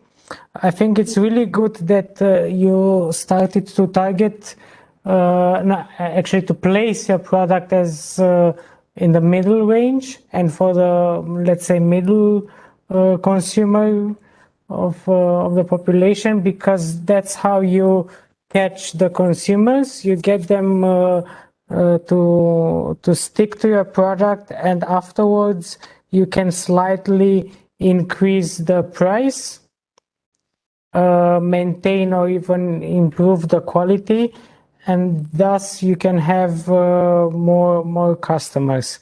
I liked it, really good girls. I mean, yeah, it's something I think which you are all very familiar to, all these skincare products. But yeah, as I said, I can't say that I'm really familiar. I do have some basic knowledge in this, but yeah, I liked it. Good. Thank you very much. I would have two short questions regarding the product range. How many products would you like to have, the number of them, and if they all target the same zone, the same field? And also, you missed a little thing that is quite important when you're making, let's say, such a business plan, to have some price ranges of your products. I mean, where do you want to target the range of the products? How cheap, how expensive, a medium cost, a medium price, or anything, if you can tell me about that. Can you hear me? Yes. Okay, so we plan to start our business with about 10 skincare products that are targeted for the face, like general products such as a face wash or a lotion. And then, as we mentioned in our long-term business plan, we want to extend our product line to include body products as well, or other skincare-related products. And we want to make the prices affordable, so we thought that we would make them about 10 euros per product, approximately. Okay, good. Any observation? Yes, I like your presentation, girls. Indeed, the beauty industry is a fast-growing industry, and I was wondering what can you do in order to make your beauty products stand out on the market? Think of 2 or 3 ideas that you can attach to your product, whether design, packaging, or create a story behind it. What would you do to make it different from the rest? Well, people are already interested right now in green chemistry and more sustainable skincare products. So our first thing would be to make them sustainable and kind of make it a point in our marketing that we are sustainable. And also we want to kind of make a point that it is not so, it doesn't pose a high risk of irritation. Also, echinacea is purple, and we can make our bottles kind of eye-catching with that color. Okay, good. Thank you. Good.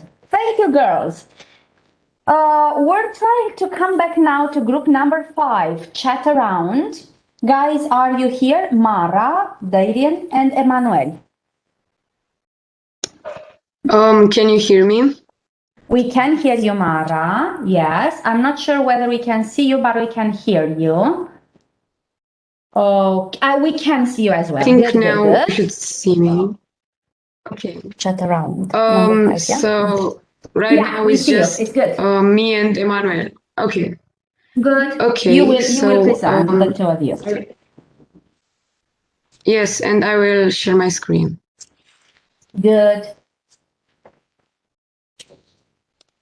Can you see the project? Not yet.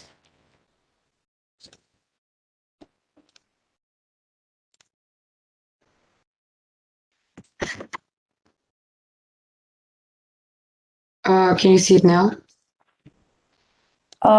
No? Yes, we can see it now, Mara. Okay. It's fine. Okay, wait a second.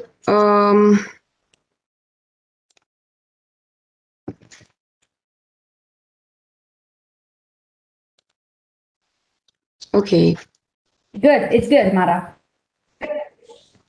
Okay, so this is our app, Chat Around, with the motto, let no time be wasted. Those, in our society, it can be very difficult to meet up with people who share your interests. Moreover, a lot of people that are new in a city or country have a hard time making friends or getting used to that location. The solutions our app brings are, first of all, connecting people with similar hobbies or passions, as well as helping foreigners discover the area and the people around them.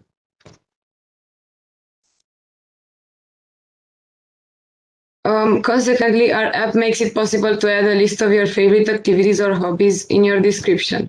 Based on that information, an algorithm will find someone suitable for you to meet.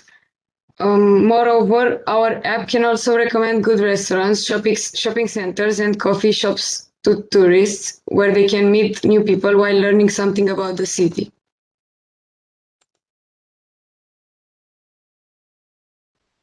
So, who are we? We are a company founded in 2021, Chataround being our first creation.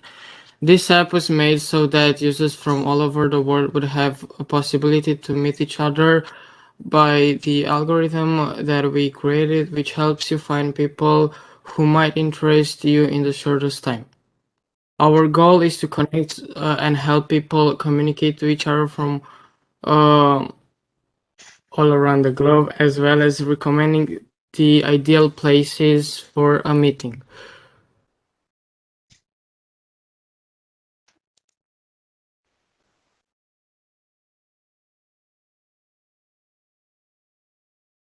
The CEO of the company is Darian Weber.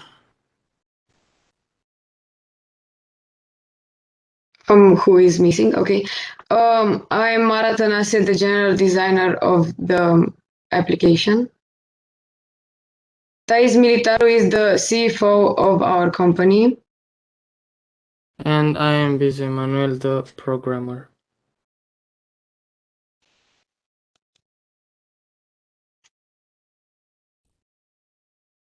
Our strengths are that are widespread in Europe. We gathered a large audience due to our social media presence. Moreover, our app has the benefits of saving time over traditional meeting. Our weaknesses, however, are the fact that, due to our relatively low income for the moment, we have to rely on advertising within our app. Another problem is that we encounter strong competition. There are a lot of apps that offer similar features.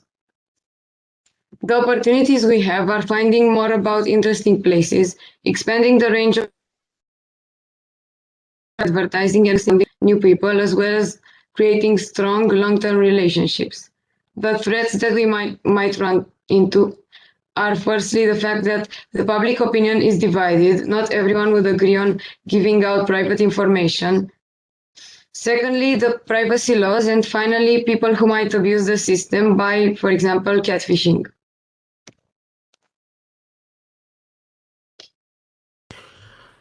Our short-term action plan consists of beginning to promote our app on different social media platforms such as Instagram, Twitter, and Snapchat. Then we will expand the functions of our app in more European countries such as Ukraine, Bulgaria, Moldova, as well as collecting more information about the possible places for meetings. Finally, we will add a feedback function for people to evaluate the places and the meeting, which will help us filter the users and the places.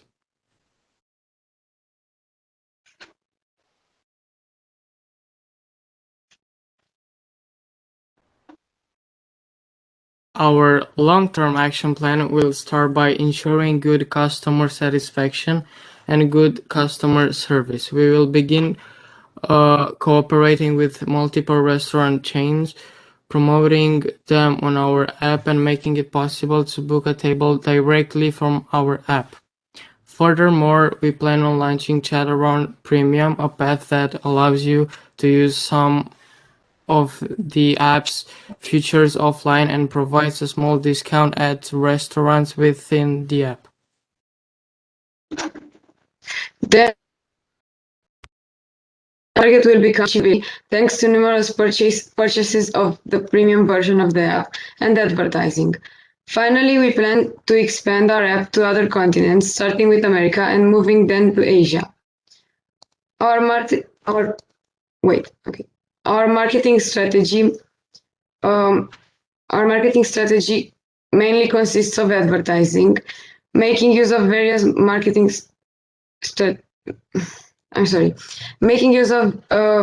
various marketing strategies. Instagram ads, public space billboards, participating in social media related events, YouTube ads, and funding sponsorships for influencers which could promote our app. In conclusion, our target customers, we have a problem actually, because our conclusion, we changed it, but the project didn't quite update. However, our purpose is to connect people through passion and through the whole meeting much easier than traditional.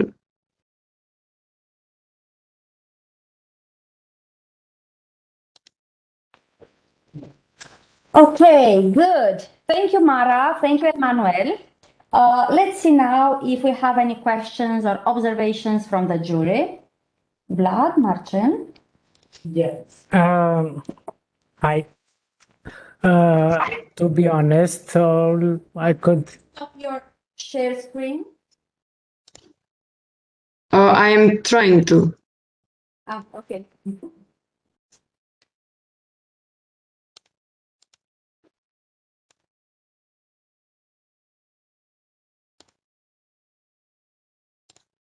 Okay. Is it okay now? So, Yes. yeah.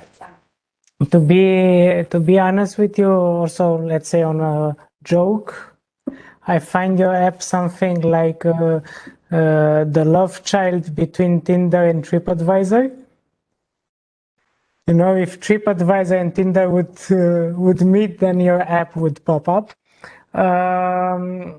Yeah, so that's the main aspect which I see that it's. I think initially it should focus only on one thing, either having reviews or I don't know, booking option for restaurants, cafe, hotels, even maybe, or strictly a social interacting whatsoever platform. Because if you mix the two of them, you know, why do you download this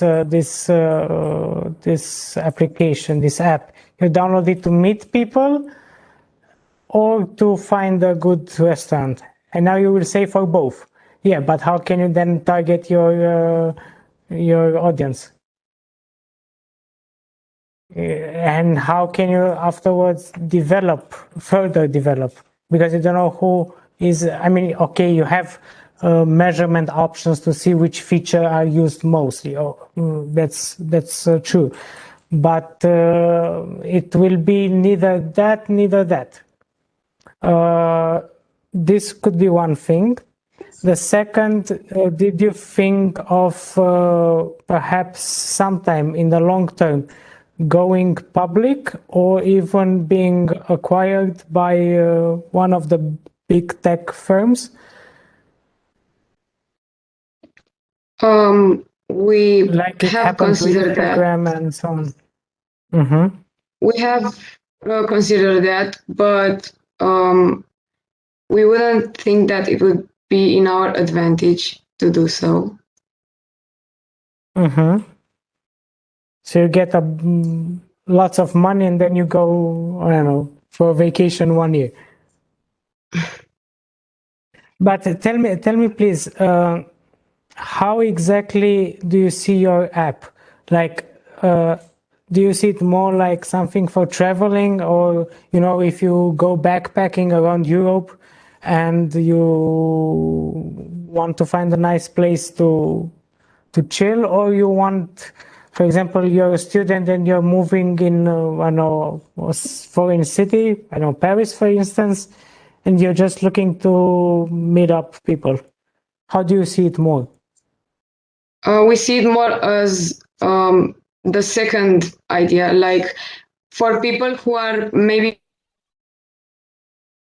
to the certain place for a while, not for holidays. So it's not like an app for just for, I don't know, a short term idea. Mm-hmm. Okay, good. All right, that's all for me. Martin? I have nothing to add, thank you. Okay. One question, Mara. How confident are you in this product? Meaning, how much do you believe in this app that would be successful, given the competition? Yeah. Okay, well, I believe that such an app would be successful because almost everything is online now, and it would make meeting really easier than it is now. Okay, thank you. Okay. Thank you very much for your presentation, Mara and Emmanuel. We are ready now to move on to presentation number 8, which is Holotech. Sara Florescu, Luca Druga, Nora Dinka, and Alex Burlacu. We can hear you, but not very loud.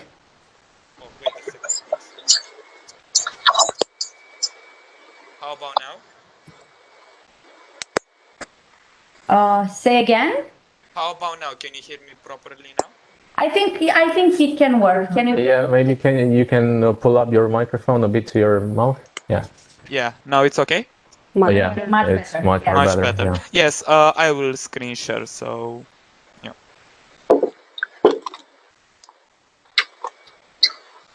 Can you see the screen? Not yet, but probably soon. Now you can see? No, we cannot see the screen. Okay, You have then a presenter now. Ah, okay.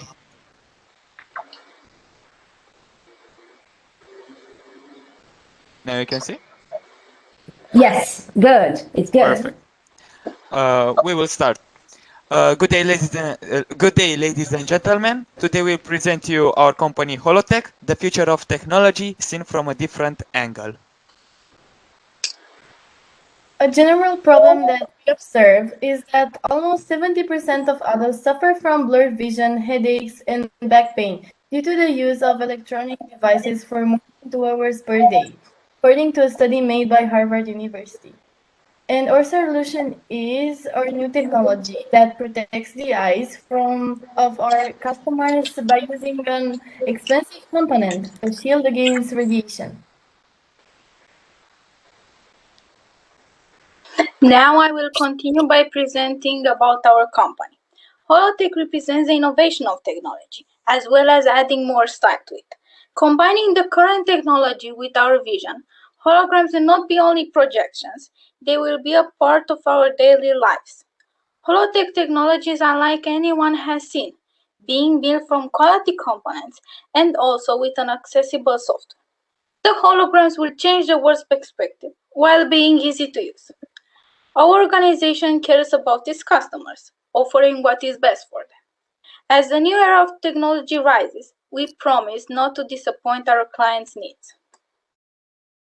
My name is Burlaco Alexandru, and I'm the CEO of the Holotech company. My name is Sara Florescu. I am the CFO Sales Director and also the leader of the project. Hello, my name is Druga Luca and I'm the IT and Production Director. I'm Eleonora Dincă and I'm the HR and Marketing Director. This is the prototype that we came up with, and as you can see, it consists of a tin foil that will be put on smartphones, TVs, digital tablets, and other electronic devices. It will project movies, games, and different apps.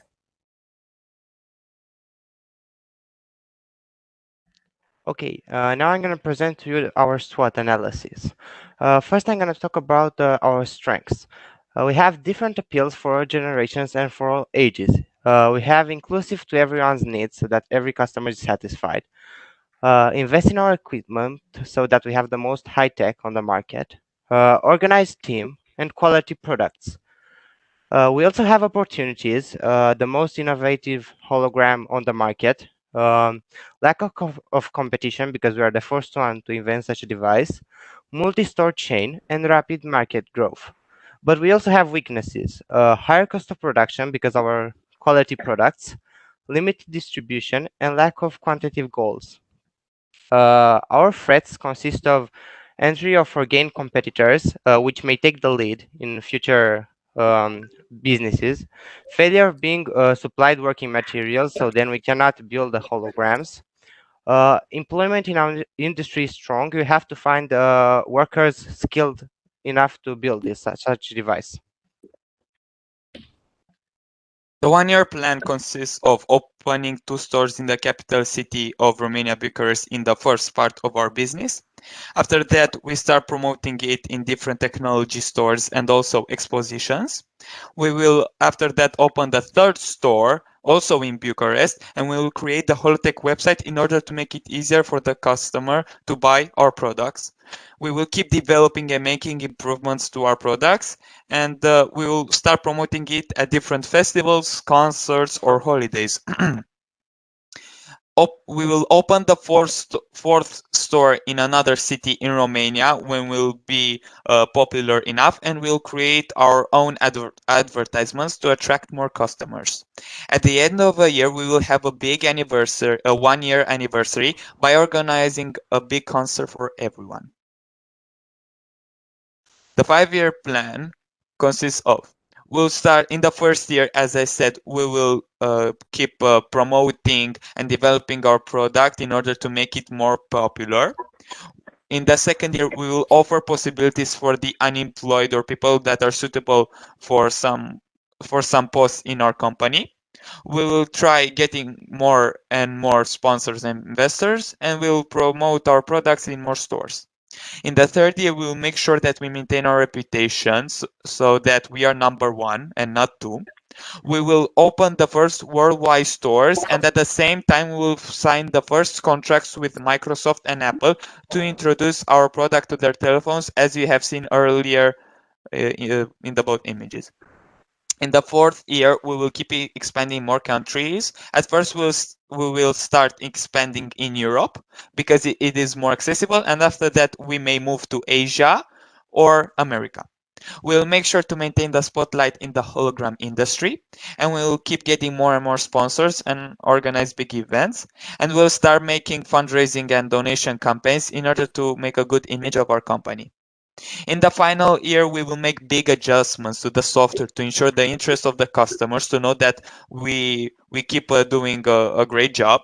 We'll reduce the price for some old Holotech products so that some people can afford buying them. We will maintain the quality of the products, and at the end of the 5th year, we will have a 5-year anniversary of the Holotech company. Now I will present to you the marketing strategy. Our product will be advertised on TV ads, panels, social media presence, for example, Facebook, YouTube, Instagram, and radio ads. Promotions to make customers feel comfortable with the holograms and at the same time to interact with them. Many Holotech products will be displayed in different technology stores. Our holograms are for people ages from 7 to 60 years old. The price will be situated between 100 and 150. Website. Euros. www.holotech.com will be an excellent provider of customers. People will discover the amazingness of the last hour of technology and its usages. Donation campaigns. After supporting many fundraisings, Holotech will obtain a generous image, which will attract more customers. Holotech represents the future perception of technology as well as its development. With our sophisticated holograms, eyesight will be protected from harmful radiation. Holotech is not just a company, it is a vision that includes ambition, hard work, and dedication in making our products better. Observe the world in a different perspective. Thank you for your attention. Any questions? Okay, thank you guys. A different perspective indeed. Can you stop your screen share so that we can see all of you and address questions? So our jury here would like to address questions to you.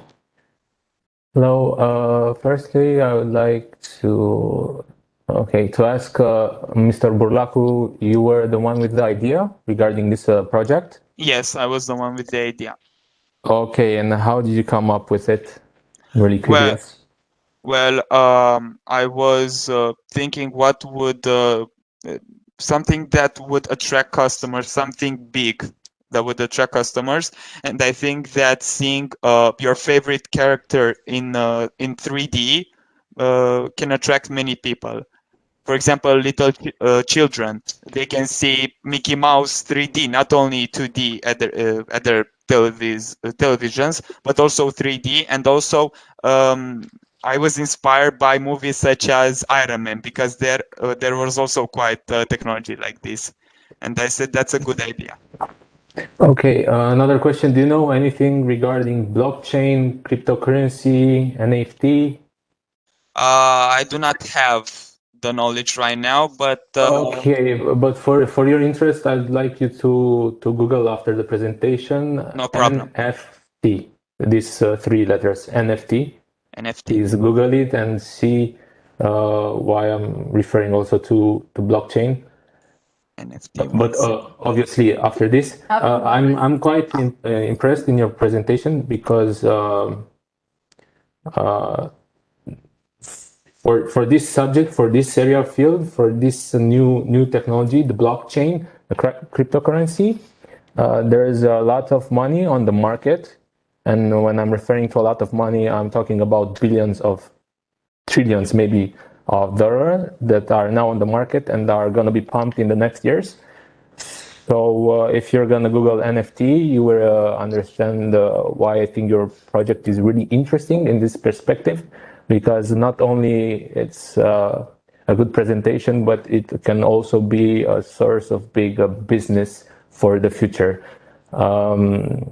Yeah, I think it's an amazing idea from my perspective, obviously, and please Google that and I read already more on googled it. read more on the subject, because you're young, and it's important that your age, not only you, all of your colleagues, to be in touch with what's going on in the world, not only in Romania or in Europe, but with technology, with business, societies continue evolution, and yeah, good job on the idea and also on the project. Thank you very much. Vlad? Yeah, I'm actually surprised that your age you came up with something like this. Clearly, I don't know, when we were your age, we couldn't have thought of something similar to this. Like Marcel said, I think it's good that you still have the time and the energy and the, let's say, availability to grasp all the information that is provided to you and which is actually available or made available to you. And if you like something, even though it's not, I'm talking to you now, Alexandru, and also to all of your colleagues, even though it's not something, let's say, fashionable, yeah, other colleagues don't talk about it in school, don't give up your what you dream of, and continue to strive to learn more, to gain more knowledge, because you never know from where the idea can turn into reality. So Thank you yeah, very much. big kudos to you, and keep up the good work, you and also to all your project colleagues. Thank you very much. I appreciate it. Thank you. Congratulations from me as well on your presentation. And Diana? Congrats. I was impressed by your project. I could easily sense that you were the brain behind this idea, Alex. And as my colleague said, chase your dreams. It's very important to follow your passion, so go for it. Thank you very much, Best Ms. of luck. Komboch. Thank you. Very welcome. Good job, guys. But even though if he was the mind behind, he still needed a good team. So Obviously. I couldn't have done without them, yeah. no, always a good team is important, because you can have the idea in your mind, but to actually put it in practice or put it on paper, you always need good team members around you. Yeah, it's So, more than that. Thank you very much. Congrats to that. Good, thank you again. Okay, we'll move on now to group number 9. Ioana Leca, David Vala, and Sabina Parmac will present to us their Political Science Academy. Now I'll share the screen.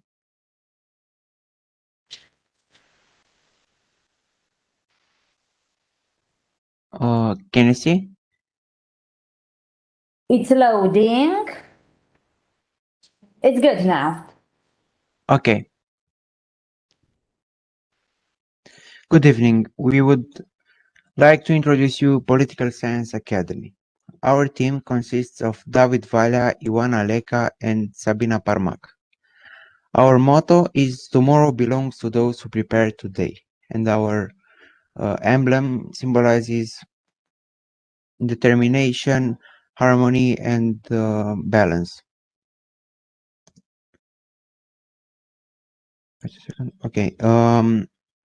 We started due to the high percentage of our country's population that lacks political knowledge, therefore being vulnerable to politicians' manipulation and diverse other erroneous news.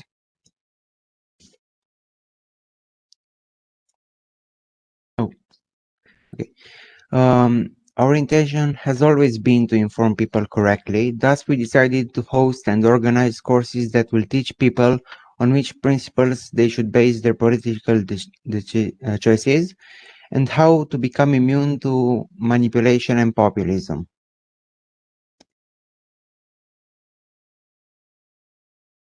Ivana occupies the role of the Chief Strategy Officer. David is the Chief Executive Officer, and I'm going to represent the Chief Revenue Officer.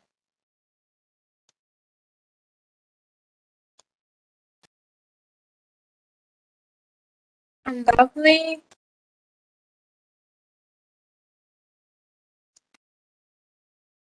the media is quite disturbing and unreliable.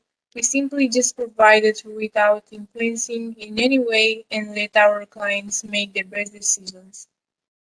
During the pandemic, especially when the elections took place, we felt the need to receive advice from somewhere regarding the decisions we were about to make.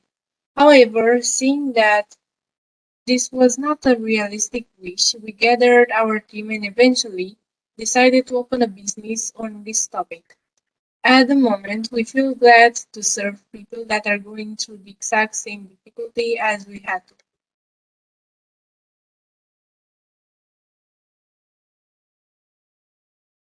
For the contact information, our employees are waiting for calls at any time, whether clients wish to make an appointment or simply just discuss about anything else concerning our services.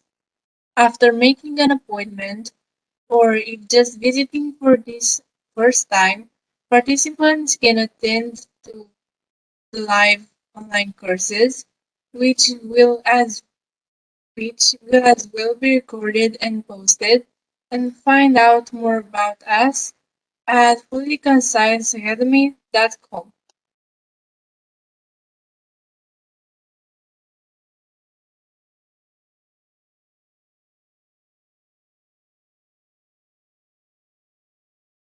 Here we have a SWOT analysis.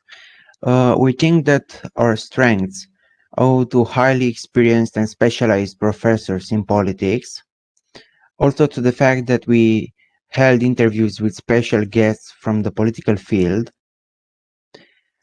We have the option of free access per individual for the first time attending with certain limits, and we grant extended payment terms. Our weaknesses might be poor marketing image, few levels of reporting in the organizational structure due to the fact that we have few employees, little quantitative goals because of a narrow service line, and that physical teaching courses are only in Bucharest yet.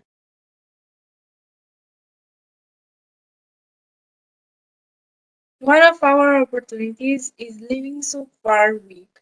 Competition plus the pandemic will determine us to provide the online version of the business, especially due to younger generations. On the other hand, a possible modification of the legislative framework, more specifically the implementation of licensing taxes, would threaten us as well as the client perception. Um, the client perception.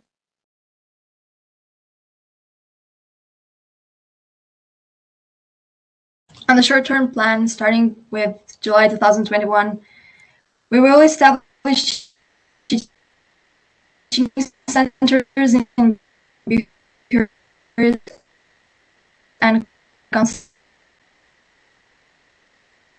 the ability of chatting between clients and professors, a specific channel for posting the recorded classes, and so on. Soon we are as well going to start hiring more employees along with developing the IT and security departments. in order to oversee the installation and maintenance of the computer network systems within the company and ensure that the network runs smoothly. We will start enhancing our business's promotion by organizing educational events throughout Romania and as well creating a social media profile, and return to the physical format, firstly in Bucharest, arranging the spaces while ensuring sufficiently good conditions for the resumption of the physical teaching, even if the pandemic situation persists. By the end of July 2023, we will have open new locations and started physical courses in Cluj as well as in Arad.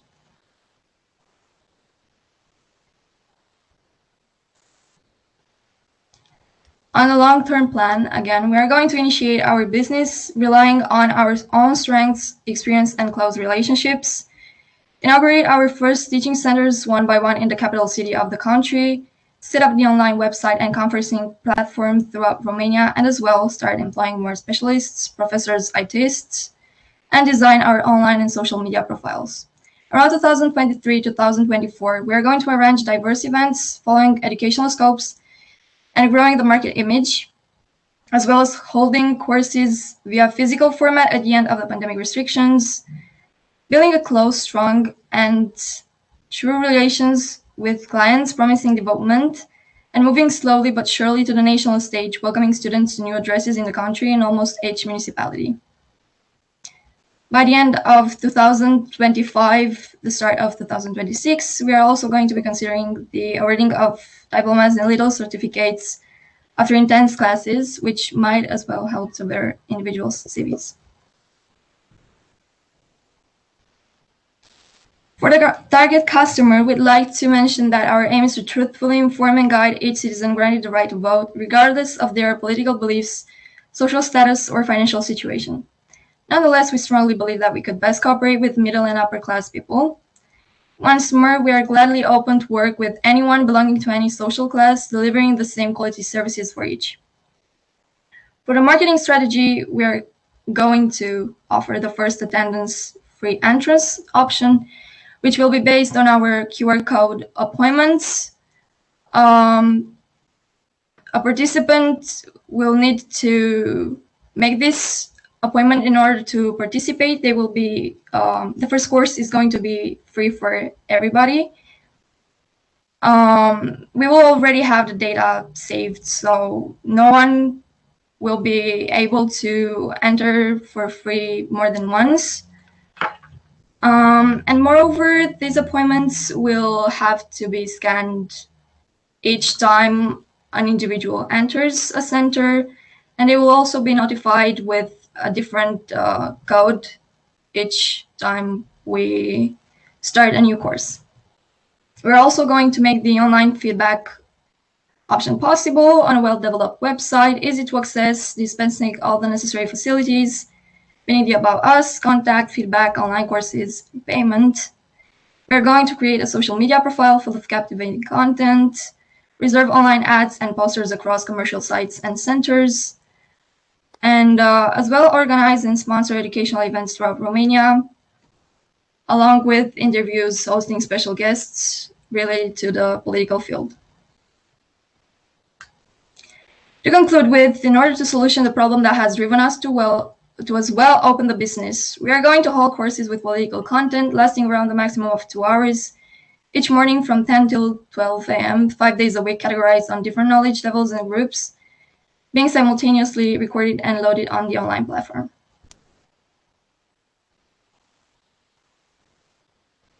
Thank you for your attention.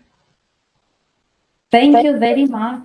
Thank you very much, Ioana and the team. A very, very engaging concept and presentation. I'm giving the floor now to my colleagues here in the jury. Marcel, Vlad, Diana. Yeah. I think your topic, your project is interesting. However, it can be very, very delicate, so tricky, because I can't find it, or I can't represent myself. How can you teach someone to be either socialist, liberal, or I don't know, from from another, let's say, type of party. I can't see how you can implant, so to speak, these beliefs, because I think that life or the events in one's life are shaping his or her beliefs. And I can't, as I said, I can't represent myself. How can you? Because then, if you say that you are able to do that, how can you be so objective in teaching for each, let's say, doctrine? Yeah, for each doctrine, the same level or with the same passion. Because I, for example, I mean, not someone, for example, couldn't teach with the same enthusiasm someone to be socialist or someone to be communist or democratic. But you have to keep this balance. How can you do that? All right. Well, So we don't try to. David, Okay. please. Don't rush. Don't rush. So we don't really try to teach people doctrines. We just explain them what are the more or less theoretical characteristic of those doctrines or principles. Okay, and after they learn that, then they will see that everything that happens, at least in our politics, is, I can't say the word, and then they will turn off their TV and they say, okay, I'm moving in the mountains or something like this. I mean, I guess your not agency, your academy serves as a like, what's the target? What age, population age are you targeting? Well, I think maybe from 15 upwards or 16. From 15 upwards, okay, good. And does it? I mean, does it serve as what kind of academy? Just like general knowledge? I mean, not a academy as a university, I assume. No, no, just general knowledge. And for the question before, not really from 15 years. We specified that everyone who mainly has the right to vote. So I don't know. I think starting from 18. Yeah. Okay. You should try. I mean, I get the idea. It's good. It's challenging. It's really something, let's say, out of the ordinary. However, I see here in at least what we have, and I also think you have it in your presentation. Intention has always been to inform people correctly. Who determines what is correct? Because what's correct for me might be wrong for you, or the other way around. So you're still an opinion, let's say, leader. You try to impose, let's say, correct way of thinking. Correct me if I'm wrong. I challenge you. We thought on giving people, how's the word, impartial information with no opinions in it, to give the people simply the facts about some events, and they should make their own opinions or think for themselves, not give them pre-thought things. Yeah, I would like just to add something in their defense to say so. When they chose this concept, they told me that they started from the idea that in Romania, at least political literacy, generally speaking, is very, very low. So they wanted to inform people, they wanted to educate people in terms of what politics is and what would be the grounds to judge before making an opinion, either right, left, middle, whatever. So they refer, if I understood right, they refer to these basics of political literacy, which we don't really have in our country. People generally are not well educated into politics and that's why they are easily manipulated. Okay, good. Yeah, so we go back even to Wealth of Nations and something like that. okay, like yeah, that's history of politics and something like if that. we go to Wealth of Nations and to even Karl Marx, then it could be interesting. That's what I understood when they explained the concept to me. Am I right, Yeah, guys? she's right. Yeah, you're right. She's right. She's right. She's right. all right. From a perspective of information, I do understand what you're trying to do. It's really hard from my perspective, but I would be interested because, as I can see, it's a business project. So, where would be the business here? Do you think you can make money out of this? Because when we're talking about business, we're always talking about money, whether we like it or we don't. And how Well, can you go by making money with this project? well, so we offer some courses for a cost. Obviously, yes. Yeah, and this is how to make Yeah, I money. understand the economical mechanism of getting your income, but let's say, for example, in 2 years, you get all the potential Romanian clients to come at your company. You tell them A is good, B is not good, or you choose, you do that. And after the third year, what are you going to do? Where do you get the clients? Because you must also think on the long term of getting the money. People know my channel. So you say that at some point we might run out of clients? Well, Something like obviously, that? based on your idea, that's what's gonna happen. People will get educated. I mean, that's a good thing, but in terms of financial, what would be your thoughts on this? Or at least tell me, how do you see it? I think they see Well, like people will come and come and come, some other people. Is that right, David? yes. So more and more people will join the classes in order to get educated politically. I don't know if that's your answer. You should answer this. I'm sorry. Yes, right. Yeah. You're interrupting, Ioana. Can you say again, please?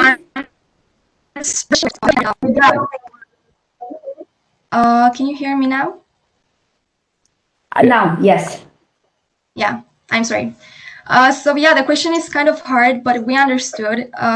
There might be a moment when, let's say, the clients will feel like they have already achieved all the information necessary, and they feel like leaving.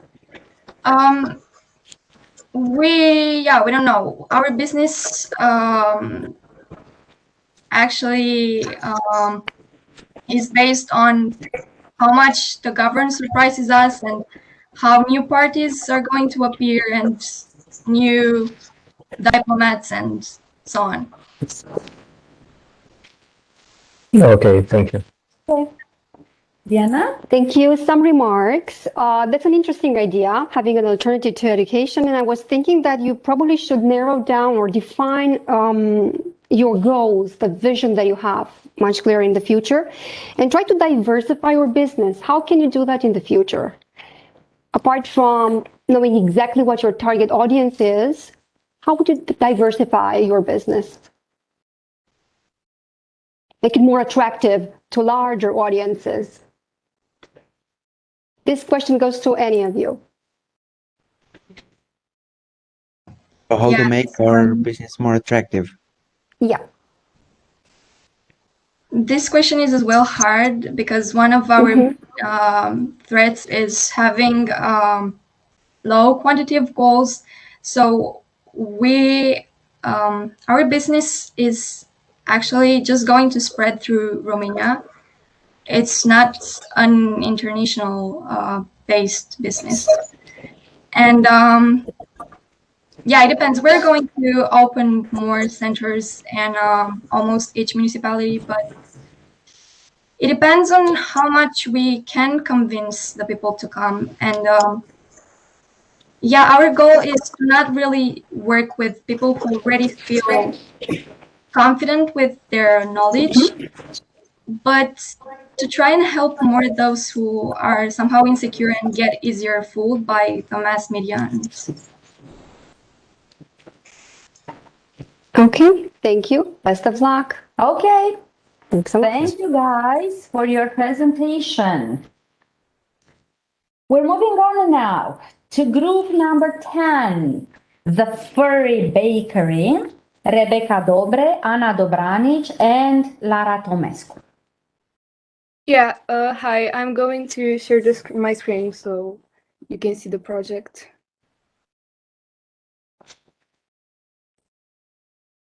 Can you see it now? Yes. Yes. Me too. Okay. So our business is a pet bakery named the Furry Bakery, and this is here is our company logo and name. So as pet owners concerned with the food our animals are consuming, we decided to start our own pet food in the form of a bakery. These are the following problems that made us start this business in the first place. So first of all, the lack of shops in our country is a major problem. We've always found it difficult to locate high quality nutritional and healthful pet food. As a result, many prefer to buy fresh baked products for their pets from other countries because, as I said, there aren't many in ours. Another prominent problem is the highly processed foods. The majority of animal meals are not fresh and many are processed, similar to the fast foods that people consume in big quantities. As a result, if the pet solely consumes processed foods with little protein content, his or her digestive system will suffer. Another issue would be that pet food is frequently overpriced, especially when compared to the little amount contained in a can, which means it won't last as long, requiring the owner to purchase a larger quantity, resulting in increased expenses. Also, there are sensible animals. Many pets are sensitive to certain type of foods, necessitating the usage of a specific diet, but only a few companies provide it. After seeing the problems, we came up with the following solutions. So first of all, we have suitability. Opening a bakery with fresh products that are available to all animals, including those with specific medical needs and different diets, would ensure that the animals have a better quality of life. Fair prices. The goods will be reasonably priced, and we will make every effort to ensure that they're accessible to all animals. In addition, the portion will be twice as large as usual. Safety. Making sure that the products are tested by specialists before being sold is an essential step to ensure the safety of the animals. Furthermore, we are careful that the food will contain more protein-based ingredients and less processed ones. Here's a little bit about us. We are a high-quality pet bakery that specializes in pet food and other pastries.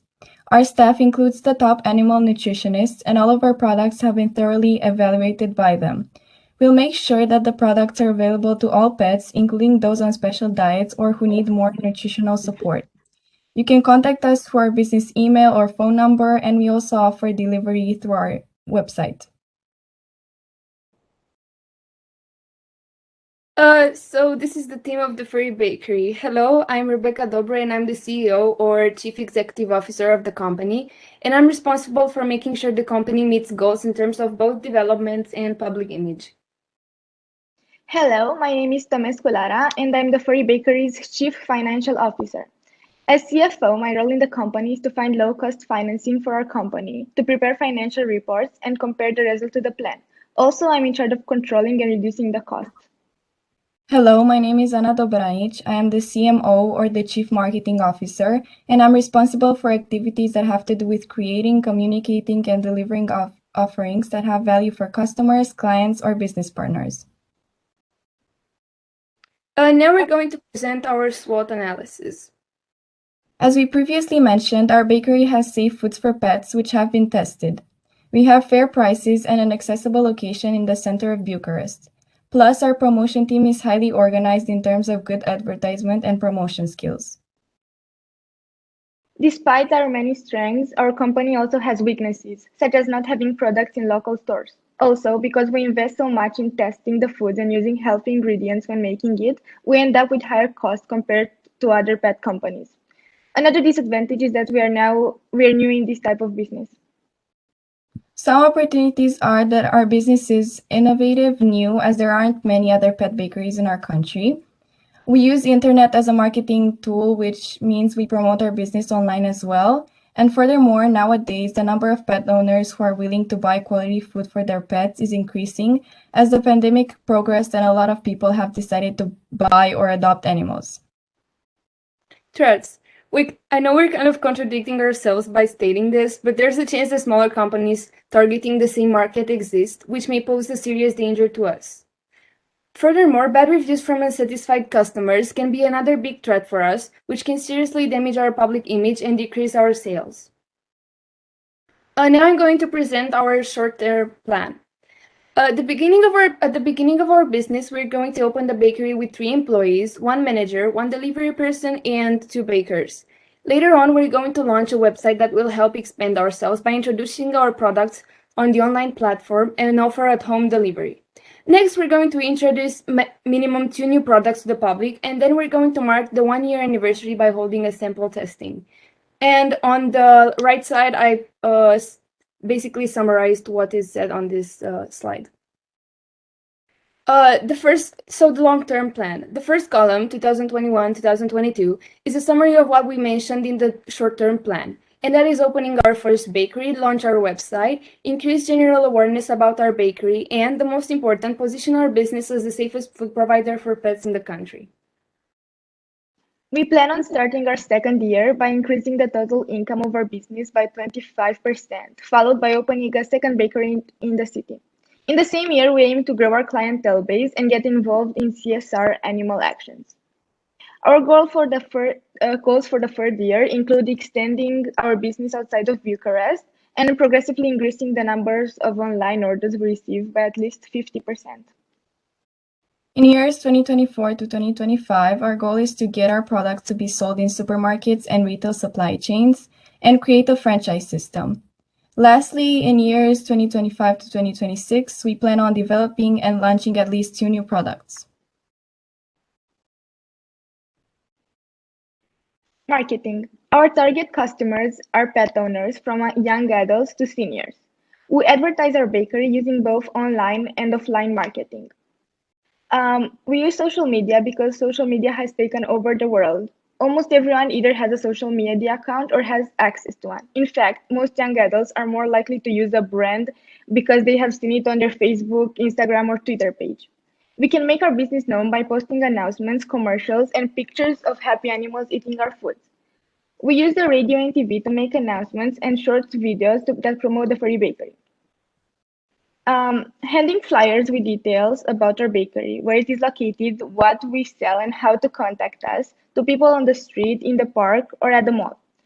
By catering for pet contests, our customers can see firsthand their pet's reaction to our food, and we get to promote our business and gain new clientele. We also put ads in magazines for animals, about animals. And we have out-of-home advertisements, which are basically outdoor advertisements like billboards, posters at bus stops, banners. We promote our business by taking care of public relations online and offline, making sure our clients are satisfied, and also by hosting special events and publishing advertisements in newsletters. To make our business known, we will need certain materials, such as business cards, promotional items, visual identity, and posters. So, as we mentioned before, we will also have a website that will have 2 functionalities. First, as an online order platform, and second, as a promotion and marketing tool. This way, we'll reach a larger mass of customers. Our company's goal is to supply high-quality, pre-tested pet food at a reasonable price. We believe that our company is significant because there aren't many pet food companies like ours that focus on animal well-being. Thank you for your attention.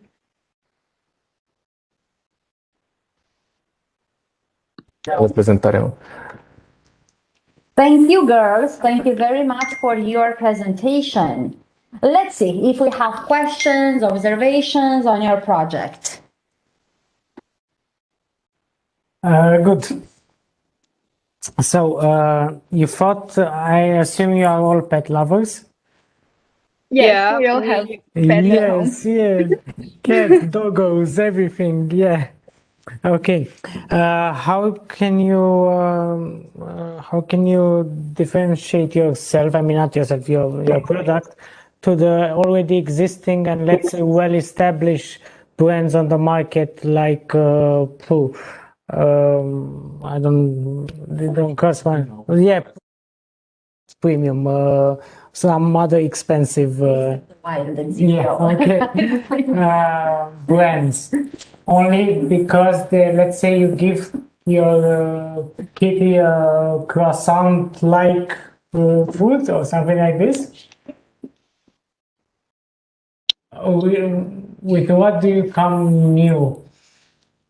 Well, as we know, there are mainly only snacks for pets these days, and by snacks I mean like Those rewards which you give them. Treats. Treats, yeah, yeah. Yeah. and Or like we are Denta sticks. yeah, Mm-hmm. and we will try and make more freshly made pastries, like like people like humans consume, but for pets mainly. Yeah. Okay, good. Yeah, that would be all. Yeah, I have a question from a medical point of view. How do you know your products are going to be good for the pets? How are you going to test them? Well, What's your thought on that? well, we said in the presentation that we will have animal specialists test them before we are going to launch the products. We'll have them in our team, and they will make sure to test them thoroughly before putting them on sale. Okay. Good. One question I have for you girls. What would be the greatest risk or threat that could prevent, let's say, your business becomes successful?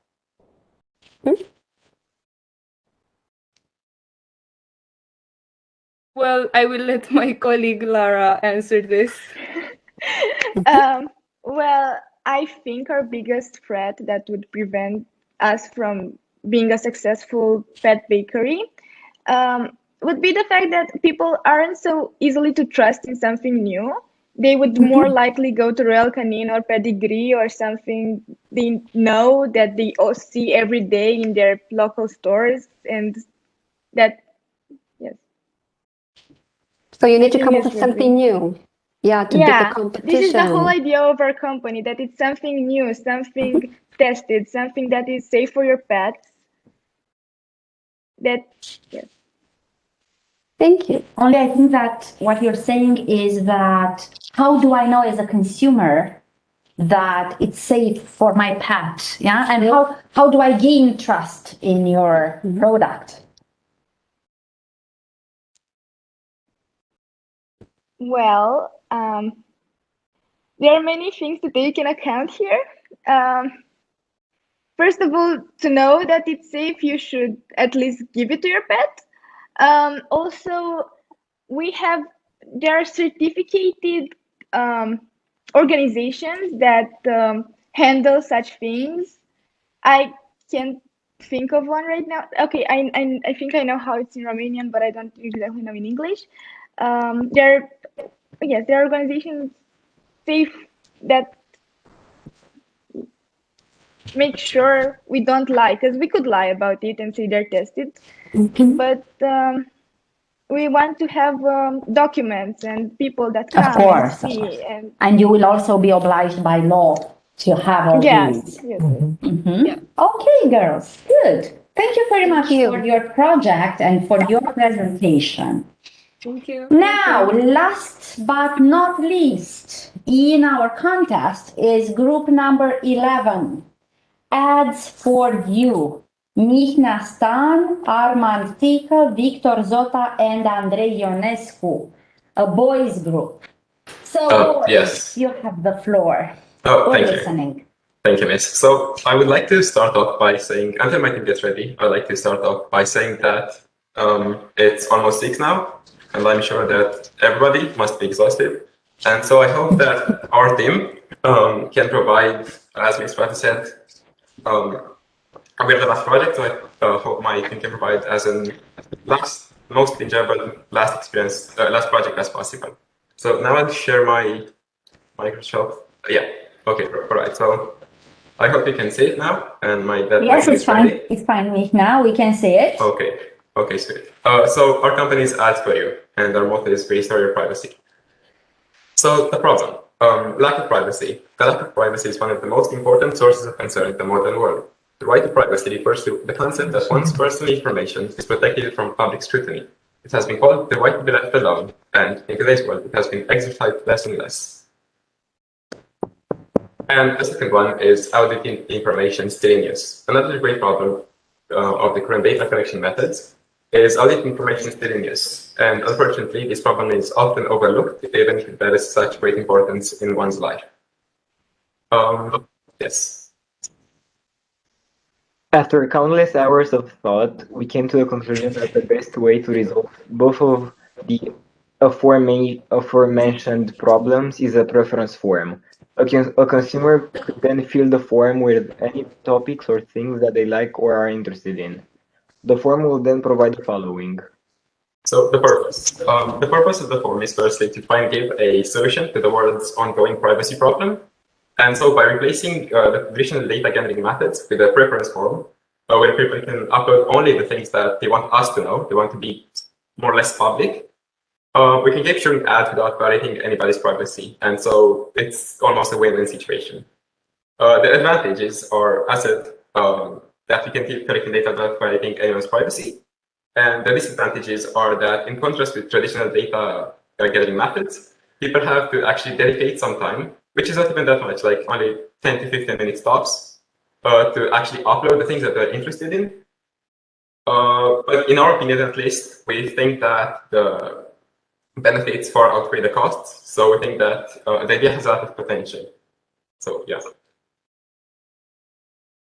About us. Ads4U is a company made up of necessity. Nowadays, the privacy is a luxury that almost no one can afford. We as normal people listen to huge companies that insist that this data collection that has been going on for so long is only for our own good. Funny enough, the same companies that repeatedly say that are exactly the ones that have something to gain if people continue giving up their personal lives. And sure, you might ask, what makes us different? Well, for starters, we are exactly like you, normal people. We were not born with money, nor we are chasing it. All we want to accomplish with this company is to help you gain the most important thing back, your privacy. And so this is our team that is behind Ask.io. So I let each individual present themselves. My name is Andrei Ionescu and I am the Chief Technology Officer. My main role as the CTO is to ensure that the technology strategy aligns with the overall objectives of the company, as well as the technological research and development. I'm next one, I guess. I'm the CEO, and my job is to steer the company in the right direction and take the most important decisions. Arman? I'm the Chief Operating Officer, and I've gained this position due to the fact that I'm methodical and trustworthy. My name is Victor Zota. I am the Chief Financial Officer of the company. I am in charge of any money operations or financial troubles my company faces. And I landed this position because I'm an ambitious person and I'm also quick-witted. Right, so that's Swot Analysis. Yes, strength. As a company, we are community-oriented. We always listen to our customer feedback. We also have personalized services for everyone, committed employees. We can guarantee you data safety, and we are a company innovating in a stagnant market. Our weaknesses are reduced number of employees, which can lead to long shifts and overwork employees, lack of knowledge in marketing, a lack of partners in this field. These weaknesses, especially the star ones, are based on the fact that we are still at the beginning of our journey and are not a developed company. And the opportunities now? We have two main opportunities. We can work with a nonprofit to show just how violated your privacy is, and us also indirectly promoting our services. And then we can also expand into the social media field by partnering with social media giants like YouTube or Instagram or Facebook by offering our services directly. Threats. For example, the foreign data brokering companies working collectively to try and discredit us, not being able to sign with some advertising companies due to pressure from our competitors, and other startups companies that are copying our business model. So the short-term action plan, the one-year one? In June 2021, we would like to expand our online presence by promoting our services via ads on social media platforms. For example, we would like to extend to Netflix, YouTube, Instagram, etc. Following that, in September 2021, we want to start integrating customer satisfaction surveys in order to see what we can improve, what needs to be taken out of our website, and what else can be done in order to make our website and our services even better than they already are. Then in January 2022, we'll materialize the aforementioned opportunity by further promoting our services, working collectively with NGOs or nonprofits around the world in order to further applying the great danger that the lack of privacy implies in today's world. Starting June 2022, we would like to turn the non-essential parts of the code architecture open source, and then advertise the move as a way to further build trust between the company and the customer. Yes, and to make a short break, till now, does anybody have any questions, or do you want to wait till the end for the questions? Good, sure.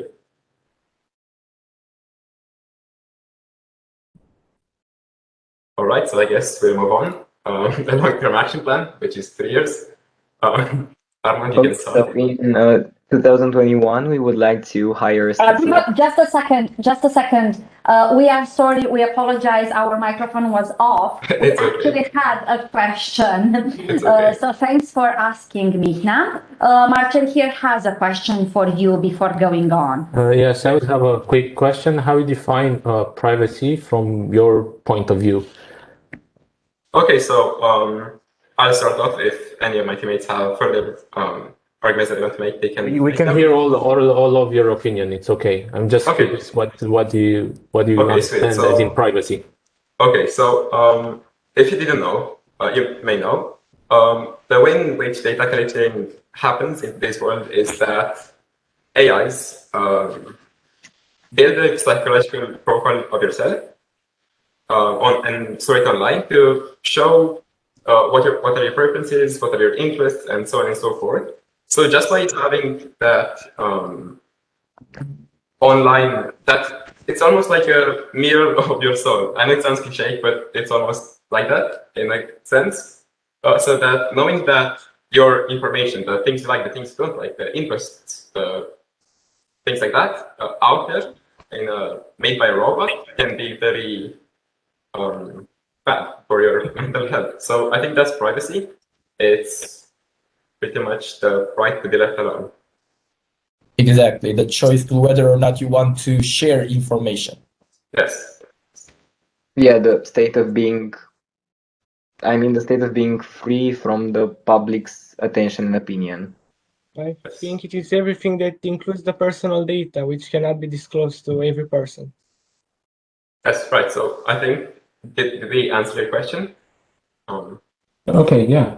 Thank you very much. Okay, sweet. So then we'll move on to the long-term action plan, which we chose the shortest one, 3 years, as we're in a very market that changes really fast.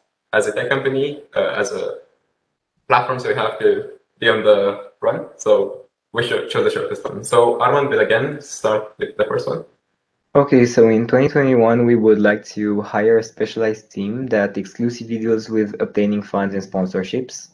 Then in 2022, we'll protect our business idea by having our partners and employees sign both NDAs or non-disclosure agreements and NCAs or non-competitive agreements in order to be as protected as possible for any attempts at intellectual theft, and also patching the aforementioned threat that people can copy our business model.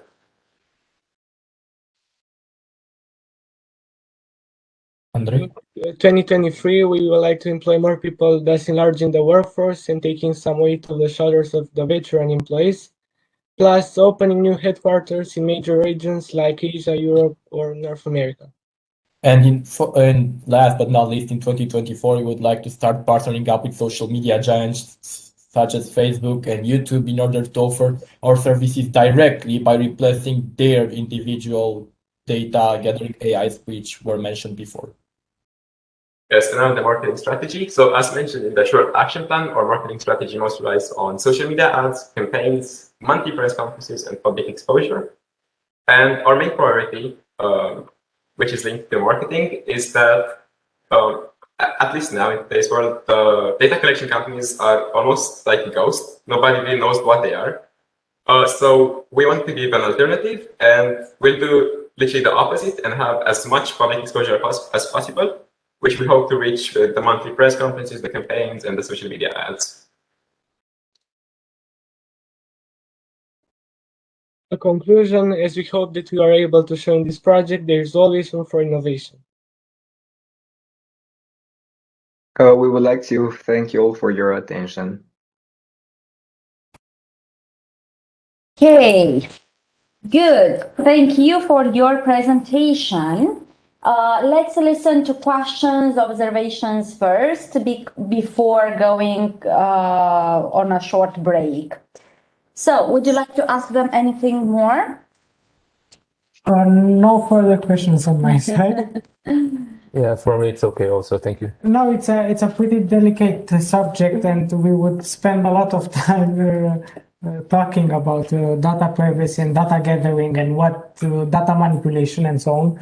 But I like the way you presented, the way you spoke, your clearly outspoken personalities, and you were well prepared for that.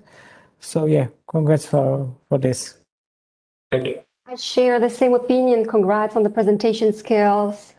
Amazing project. Thank you, guys. Okay. Thank you. And thank you, everyone. I just want to remind you that we will have a 10-minute break now, during which we will deliberate on your final results, and you will be assessed again on the 4 criteria: originality of the concept, feasibility of the concept, presentation skills, and English language. Each of us will give a mark for each criterion. And you will get a score out of 100 for each group. I'll see you back in 10 minutes, all of you, to announce the winners of the contest. But congratulations to all of you for your presentations and for your work. Okay, see you back in 10 minutes, guys. Hello, everyone. We are back. We have decided over your scores. Are you still here with us, people? Yes. Okay. Yes. Okay, you're coming back and willing to hear the final results. Okay, before everybody else joins back in, I would like to start by addressing a special thank you to our technical team here.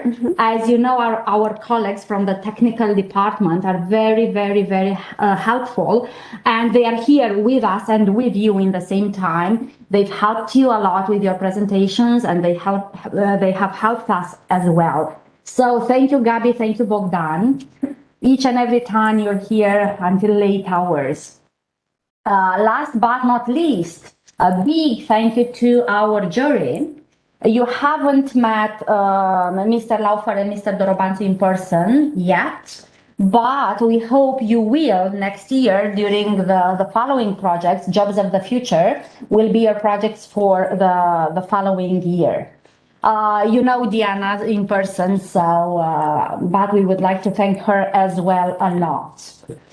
And we would also like to thank the people that are still here with you, the 9th graders. A lot of your colleagues, we've seen in the meeting that there are a lot of your colleagues from the 11th grade. And I'm so happy to see you guys here with us at such a late time. Good. So we have gathered the scores again for the 4 criteria.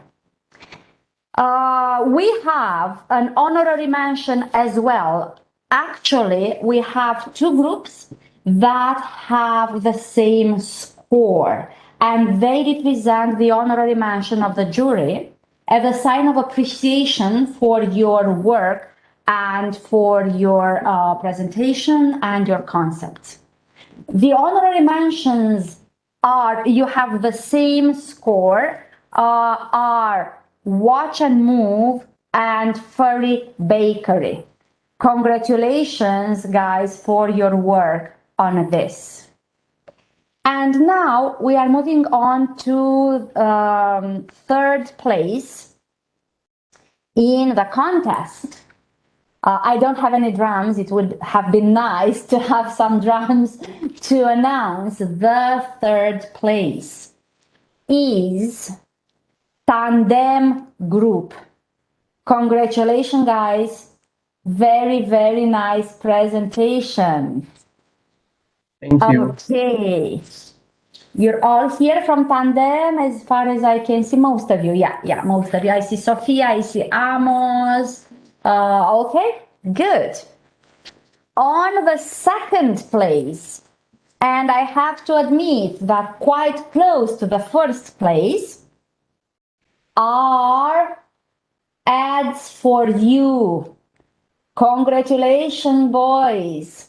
Mihna, Thank you. Armand, Vlad, and Victor. Yes, thank you. Congratulations. A Thank you. very, very interesting concept. We have discussed here about your concept here between us. Very innovative and very, very nice. And the 3rd place. I'm trying to see if there is somebody here on our screen from the 3rd place, from the 1st place. And there is. So, the 1st place goes to Holotech. Thank you. Congratulations. Thank you. Holotech. Thank you. For your work, for your concept, for your dedication. Guys, congratulations to all of you. We are sorry we couldn't see you in person. We hope we will be able to next year for the conference that we will have at the end of your 10th grade, which is called Jobs of the Future. So, before finishing, I would like to give the floor to a member of the jury, Mr. Laufer here. He would like to address some words. We're moving casual. We can switch to Romanian now. Și-ar dori să vă adreseze câteva cuvinte, acum așa de final, înainte să ne despărțim. Mulțumesc. În primul rând vreau să vă felicit pe toți. O să fiu puțin informal acum. Și o să încep cu lucru, să zicem, mai puțin plăcut. Am văzut la toate cele 10 proiecte de astăzi, efectiv, majoritatea din voi ne-ați citit de pe PowerPoint. Trebuie să vă gândiți puțin și totuși cum e din perspectiva noastră, cei care urmărim, să vină cineva, o echipă, indiferent că ai muncit mai mult, că ai muncit mai puțin și să efectiv să stai să citești de pe PowerPoint e destul de plictisitor. Sigur, sunteți în clasa nouă, presupun că abia începeți cu astfel de tematici. E important să acumulați acum cât mai multă experiență, dar pe viitor, indiferent ce faceți, ar fi mult mai tare să învățați cel puțin niște idei și să vorbiți oarecum liber sau să dați impresia de interacțiune. Așa gândiți-vă, să vin eu în fața dumneavoastră, să citesc de pe un PowerPoint și cred că v-ați plictisi. Să fiu sincer. Din altă perspectivă am observat că ați respectat foarte mult o structură. N-am întrebat de structură pe doamna profesor Mihaela, dar trebuie să înțelegeți că voi ce ați prezentat acum e o foarte mică parte dintr-un business plan Business planul în sine e ceva foarte complex, din multe puncte de vedere. Voi ați atins doar un mic segment din el și tot ce vreau să zic e că să nu vă descurajați, chiar dacă ați câștigat sau nu ați câștigat, important e să în perioada asta să acumulați cât mai multă experiență. V-am zis la chestia asta de prezentare, de abilitate, pentru că poate unii din voi, nu știu, o să aveți posibilitatea să vă deschideți afaceri sau să vă angajați. Important e mereu să reușiți să vă diferențiați față de ceilalți. Să vă arătați calitățile și asta poți să le faci doar exersând și având abilitățile necesare să vorbești. În funcție de interlocutor, sigur. Mai mult, mai puțin. Deci, din perspectiva asta, sigur, sunteți în clasa 9. Sper că poate la anul o să ne vedem și fizic, prin diverse interacțiuni, poate la diverse opționale. Și per total, nu știu dacă eu eram în clasa 9, eu am terminat Laude-Reut în 2012, deci au trecut 9 ani de atunci. Eu la vârsta voastră eram 9 cu 4, deci undeva la 13 ani. Nu știu dacă acum 13 ani reușeam să vin cu astfel de idei sau să prezint la fel de bine ca voi. Dar în încheiere, ca să nu mai vă plictisesc, v-am zis chestia asta, când vine vorba de prezentare și de PowerPoint, neapărat să învățați să vorbiți liber. Chiar dacă aveți emoții sau poate nu stăpâniți chestia asta, e bine să exersați acum. Pentru că la facultate, la job sau pe viitor ajută foarte mult. Iar legat de ideile voastre, unele au fost mai interesante, unele, să zicem, mai puțin interesante. Degeaba e o idee super bună dacă nu poți să o pui în practică și efectiv să faci o afacere din ea, că despre asta vorbim, nu vorbim despre business, deci despre bani în sine, afaceri, de a construi ceva, de a clădi ceva. Da? Mulțumesc mult pentru invitație și... Noi mulțumim foarte mult pentru prezență. Și dacă ar dori vreunul dintre ei, acum am dorit să vă oferim vouă cuvântul, să ne întrebați ceva sau poate aveți vreo observație înainte să încheiem.